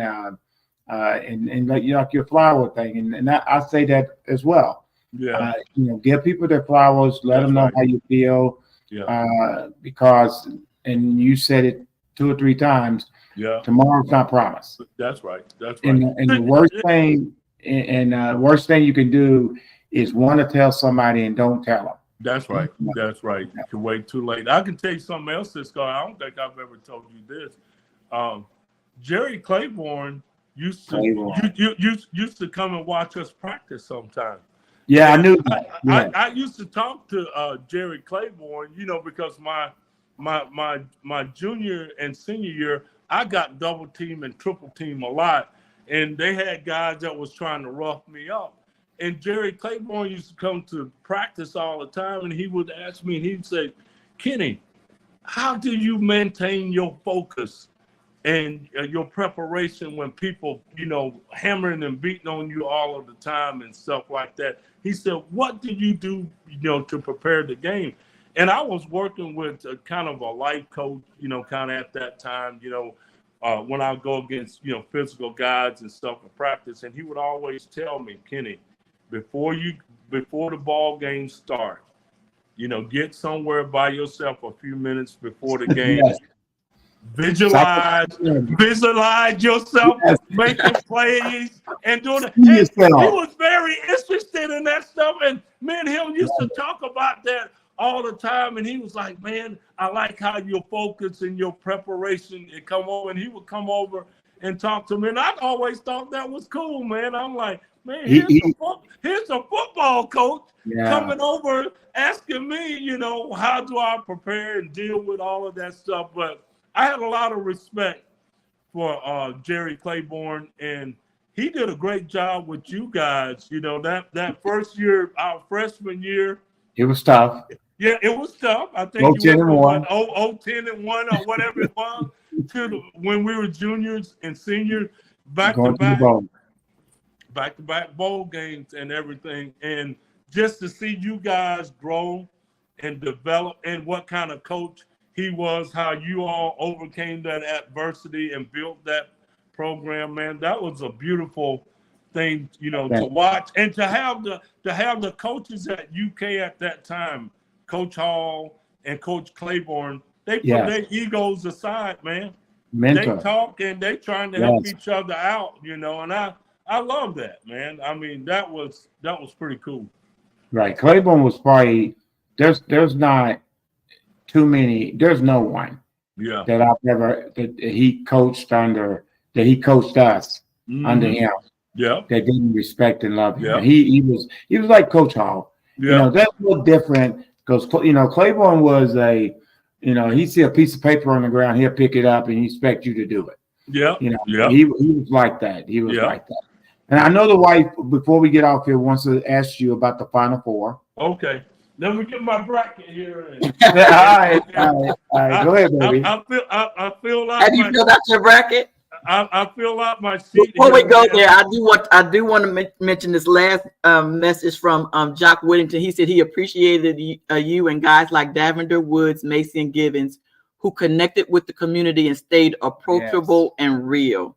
Yeah. He said it meant much to a town where Black people lost their homes for a parking lot to something called RUP. He said it was made harder when we couldn't go see our local heroes like Stations Givens, Turpin, Lafayette, Minifield, and Henry Clay's James Lee. Yeah. So I definitely want to do that. So who you got? Man, I'll tell you what, man, this was a hard bracket for me to pull It was. Because of all of the ups. Answer the question. Cisco gonna put me right to the spot here. Okay. Hey, I got a pistol and pen. I'm gonna tell you though. I'm gonna be honest with you because I almost picked UK to lose in the second game because I think we're gonna play North Carolina State in the second game. That's gonna be a tough game, and I think that's gonna be a tough matchup because they got a 6'9", 300. Yes. What's like 265? I mean, he looks like a linebacker. Yeah, so that's the one that kind of concerned me. But with that being said, my Final Four is UConn, Arizona, Tennessee, and UK. Oh, wow. And who's your final two? UConn and UK. UK winning it all. Now most of the experts are picking UConn or Houston and all that.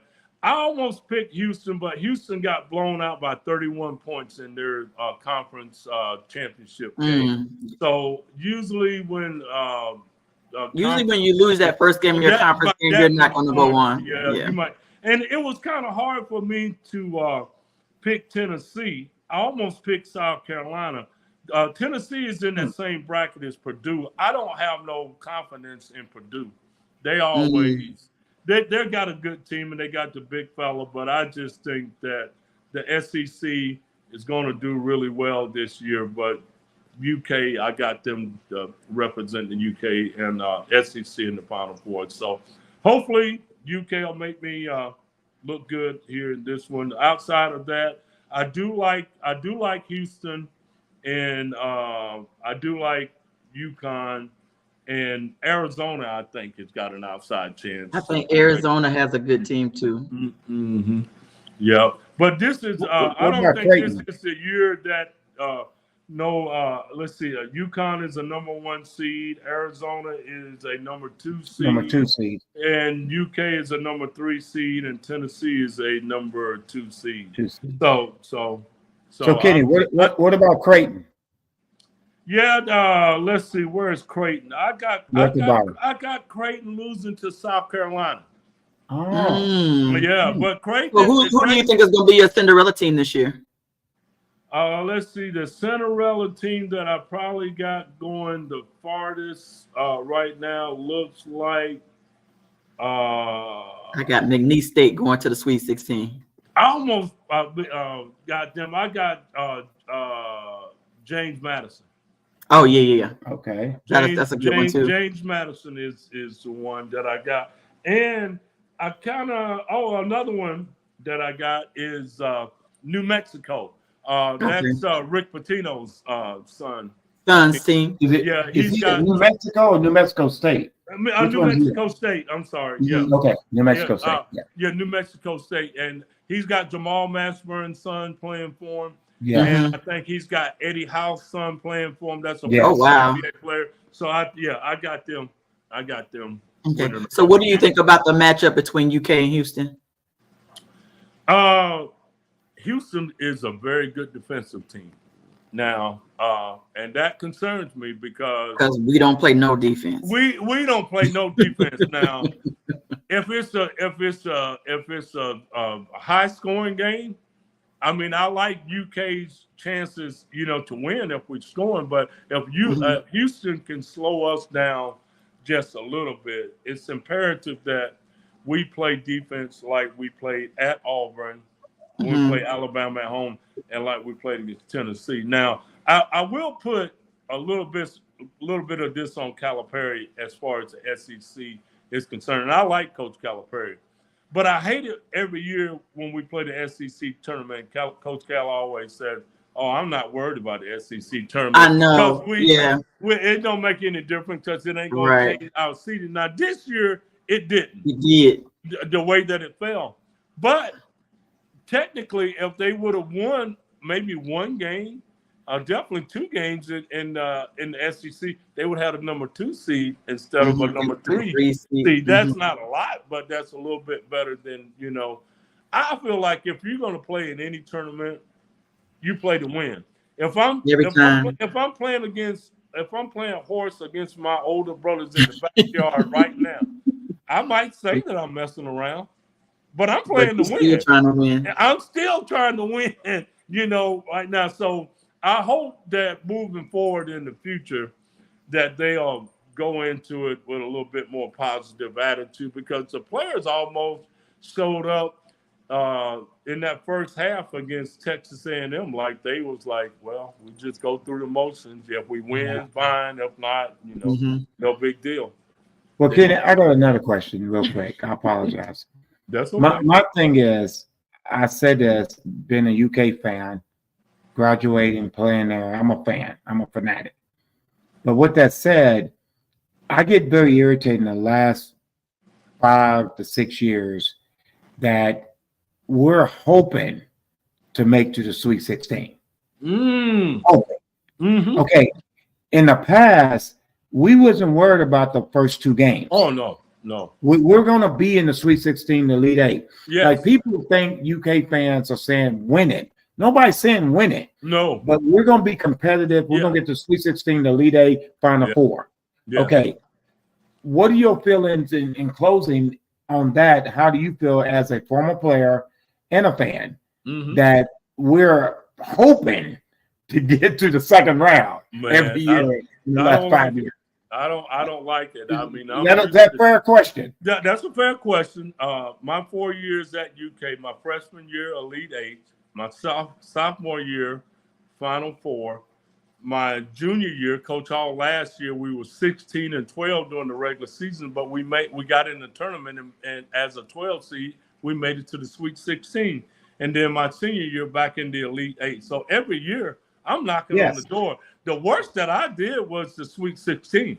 So for me as a former player, I know it was different day and time because we had teams that stuck together for 3 or 4 years. You can build that chemistry, and that helps out during tournament time. But when you're UK, that's just automatically, expected.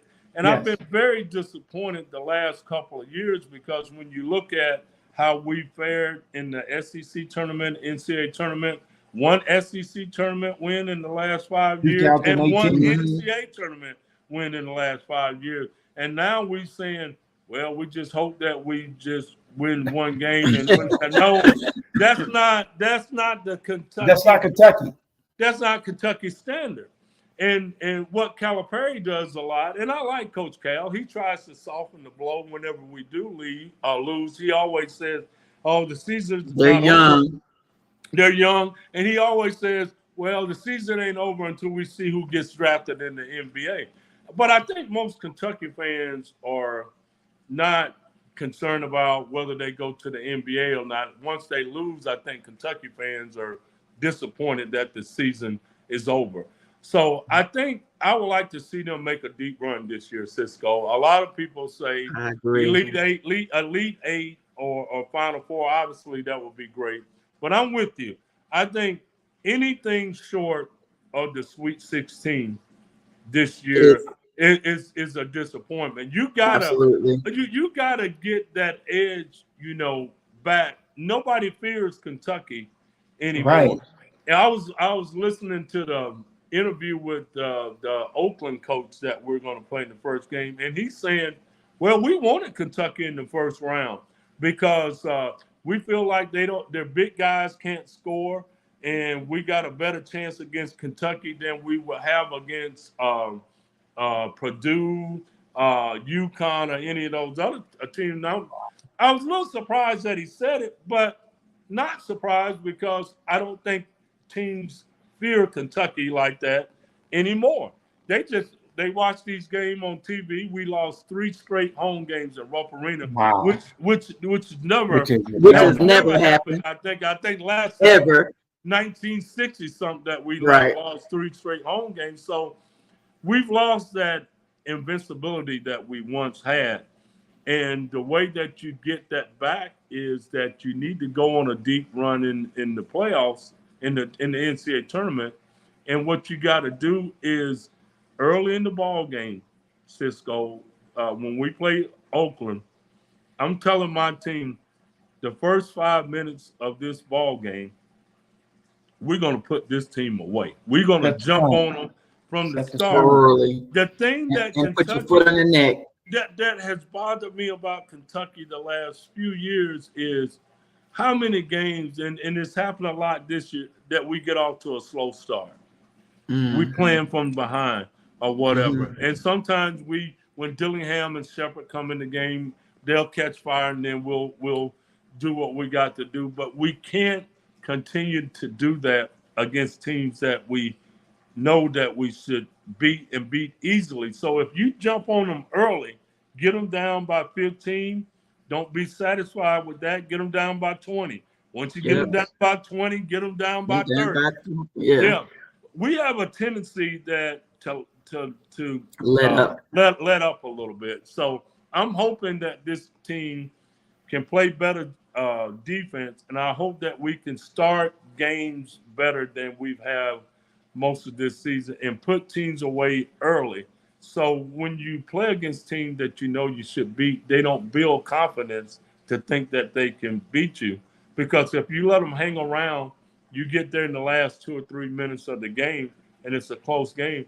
Now they believe that they can beat you. Right. So, Kenny, over the years, how many times have you showed up to a practice and just cussed them out? That's not it, Well, do you even cuss, Kenny?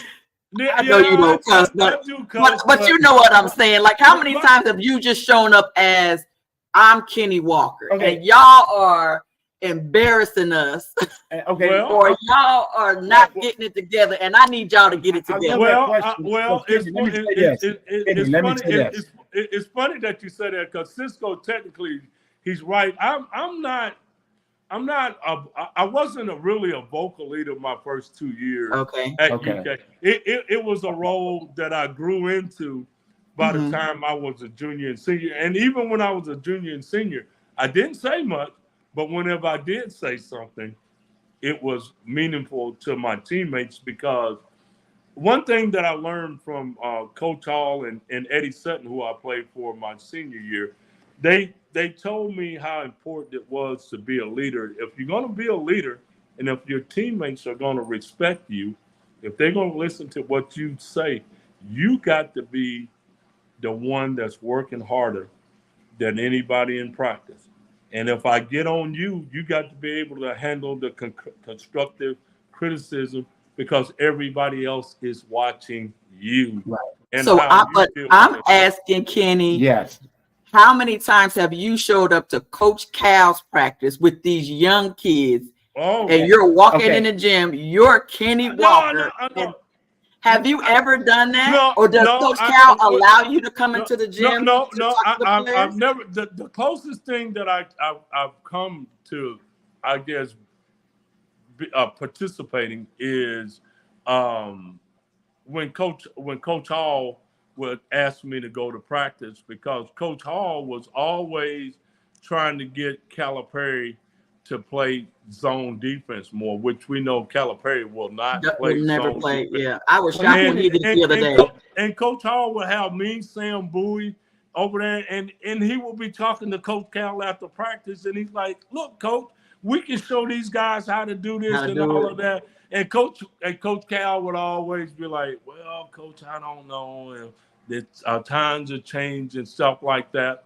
And out of respect for Coach Hall, I really didn't say a whole lot. And still to this day, when I hear Coach Calipari saying, "Well, I know I should play more zone, we should do this and do that," he's just being stubborn and giving back. And I haven't said it to him yet, Terry, but I got a feeling if I go to a practice, I'm gonna be like, "Man, I'm getting tired of getting beat on defense and That's all that. I'm asking. You need to try something. Do it for me. Do it for me." Well, see this. It falls in the category of, my high school, Bowling Green High. I have talked to Bowling Green High players in the past, and it's where Kevin, who's now at St. X, will go, "Man, they're not playing like Purples. They're not playing like Bowling Green High Purples." You heard Michael Irvin go crazy when the Cowboys, the Cowboys fan, and he goes crazy because his heart is so much in it, like you, right? And you put your sweat and your blood, if you will, out there, and it's it affects me, but it has to affect you more, because that's your past. That's you, UK basketball. That's right. And a lot of callers say that, why don't those guys play more with the passion like you guys, played? And then the biggest difference is they're not there long enough to develop that chemistry and camaraderie and the relationship with their teammates. But wasn't that being a winner?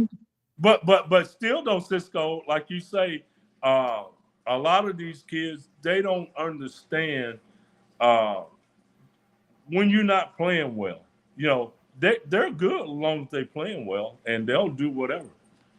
The hardest thing to get a kid to do when he's not playing well is to keep the faith. Don't let go of the rope. You still got to play hard. You got to you trust the process.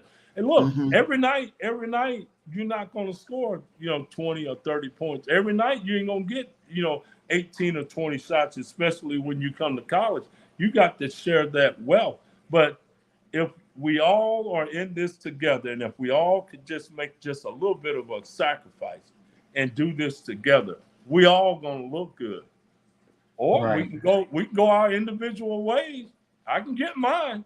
I can get my 30 and 10 or 15 rebounds. I can look good and be concerned about myself. But as a team, are we going to win? Are we got a chance to win a championship?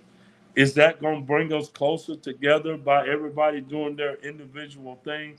To me, I've always learned on every level that I don't care if you're the last guy on the bench or the superstar on the team. These are your brothers that you're out there playing with. We all put our pants on one leg at a time. We all got our role and the responsibility that we got to do as a team. Every night, things ain't going to go your way. We get that. You're going to have good games and bad games. The things that you can control is play as hard as you can and have the best attitude that you can have. If you can do those two things, even if you have a bad game and your team wins, you have contributed to your team in some kind of way. Well, I'm gonna go back to Terry's question, Kenny. We're both, all three of us are intelligent people. You really didn't answer the question. No, are you gonna bust down the door and go in and get these babies on track? Well, the thing is, maybe even okay. When we play tomorrow, But see, it ain't gonna do no good for me to do it now because if I bust in there now, when they lose, the season is over with right now. I need to do that. I probably earlier. You know when I should have done it? When they lost. After we lost that 3 in a row. That's right. That would have been the time to go in there, man. And I probably should have went to Calipari's office and told him, look, man, I'm gonna bust in there and practice today. And you, Jack, Dirk, all y'all should. You should have got a whole camaraderie of y'all. Y'all should have all went in there like an army. Whoever was in town, and all y'all went in there. That we haven't mentioned. How's Winston doing? Winston is doing good. I saw. Of course, Winston was at the reunion, the 40-year reunion. He was a freshman on the '84 team, but I saw Winston about a month before that because you remember Leroy Bird, his mother. Yeah, LB. And Winston was in town for a funeral. Winston was behind us? Yeah. Oh, I thought he was with our class. He was behind us. No. He's the year behind us. Yeah, he was. Okay. Yeah. Well, I'll tell you what. I always do this. Him and James. Yeah, JB. I knew JB was behind us. Yeah. So I'm gonna let you go, and my wife will wind it up. And Kenny, see some questions. Even as good friends, I always want to ask you, but I was too cool to ask you. No, so I mean that. Thanks coming on the pod. Thanks for your honesty. Yeah. And I'm looking forward to when you bust in the door to get our UK basketball to be UK basketball. Hey man, I'm gonna document that process, and I'm gonna put it on my Facebook page or put it on Twitter somewhere and say, hey man, if y'all want to know what turned around the season? This is what turned around the season when I bust down the door. And I got some. I'm telling you, Jack. Take Jack with you. Take Jack with you. Whoever else in there. I'm gonna take a bunch of UK greats over there, but I'm not gonna take the credit for it. They're gonna say, "Well, that's a great thing that you did, Kenny." I'm gonna say, "Look, I got some advice from my life coach." Terry gave me the encouragement that I needed to just step up for my alma mater and tell these guys, hey, I'm Kenny Skywalker. That's I'm right. the all-time leading scorer in the history of UK basketball. But here's the funny guys part are embarrassing me. Yes. Everybody's hearing this going, do it. Hey, Kenny, I'll let your wife wind it. Love you. You know that, my boy. Yeah. Appreciate you, man. Man, I appreciate y'all. Terry, you do a good job. This was a lot of fun, especially since I got a chance to share it with your husband. And best of luck to you. And I tell you what, we'll have to do it again. I was getting ready to say, please. Hey, whenever you want to come on, just let me know. We can make up anytime. We can go live anytime and just and just chat it up and talk, because Well, we can be here all day and talk basketball all day. I coached girls basketball and got a couple championships, and I played, tore both ACLs, so I didn't get a chance to have the career that I really kind of wanted, but I enjoy coaching. Yeah. Yes. I'll have to get you out as a guest for my women's team. Oh yeah. Yes. And you have to come out, and I can't wait to meet you in person and get me a picture and a selfie with you. So I'm looking forward to it. But thank you so much for coming on. I'm going to end the stream, but don't log off. Guys, thank you, Mr. Brown. Thank you, Cynthia. Thank you for Sports Sense. Jack Whittington, thank you. Thank you, everybody that came on that gave some feedback and asked questions. And Coach Jay, thank you for coming on. I'm trying to get him out to come watch us play and say hi to the team. Listen, go to Hits and Heels on YouTube and subscribe. Make sure you guys subscribe to my Facebook page. Follow me. Make sure y'all go to Kenny Walker's page and give him all the love. We appreciate you, Kenny, for being on. And with that, y'all, we'll see y'all next Wednesday. Love y'all. Bye. Don't log off, Kenny. Okay.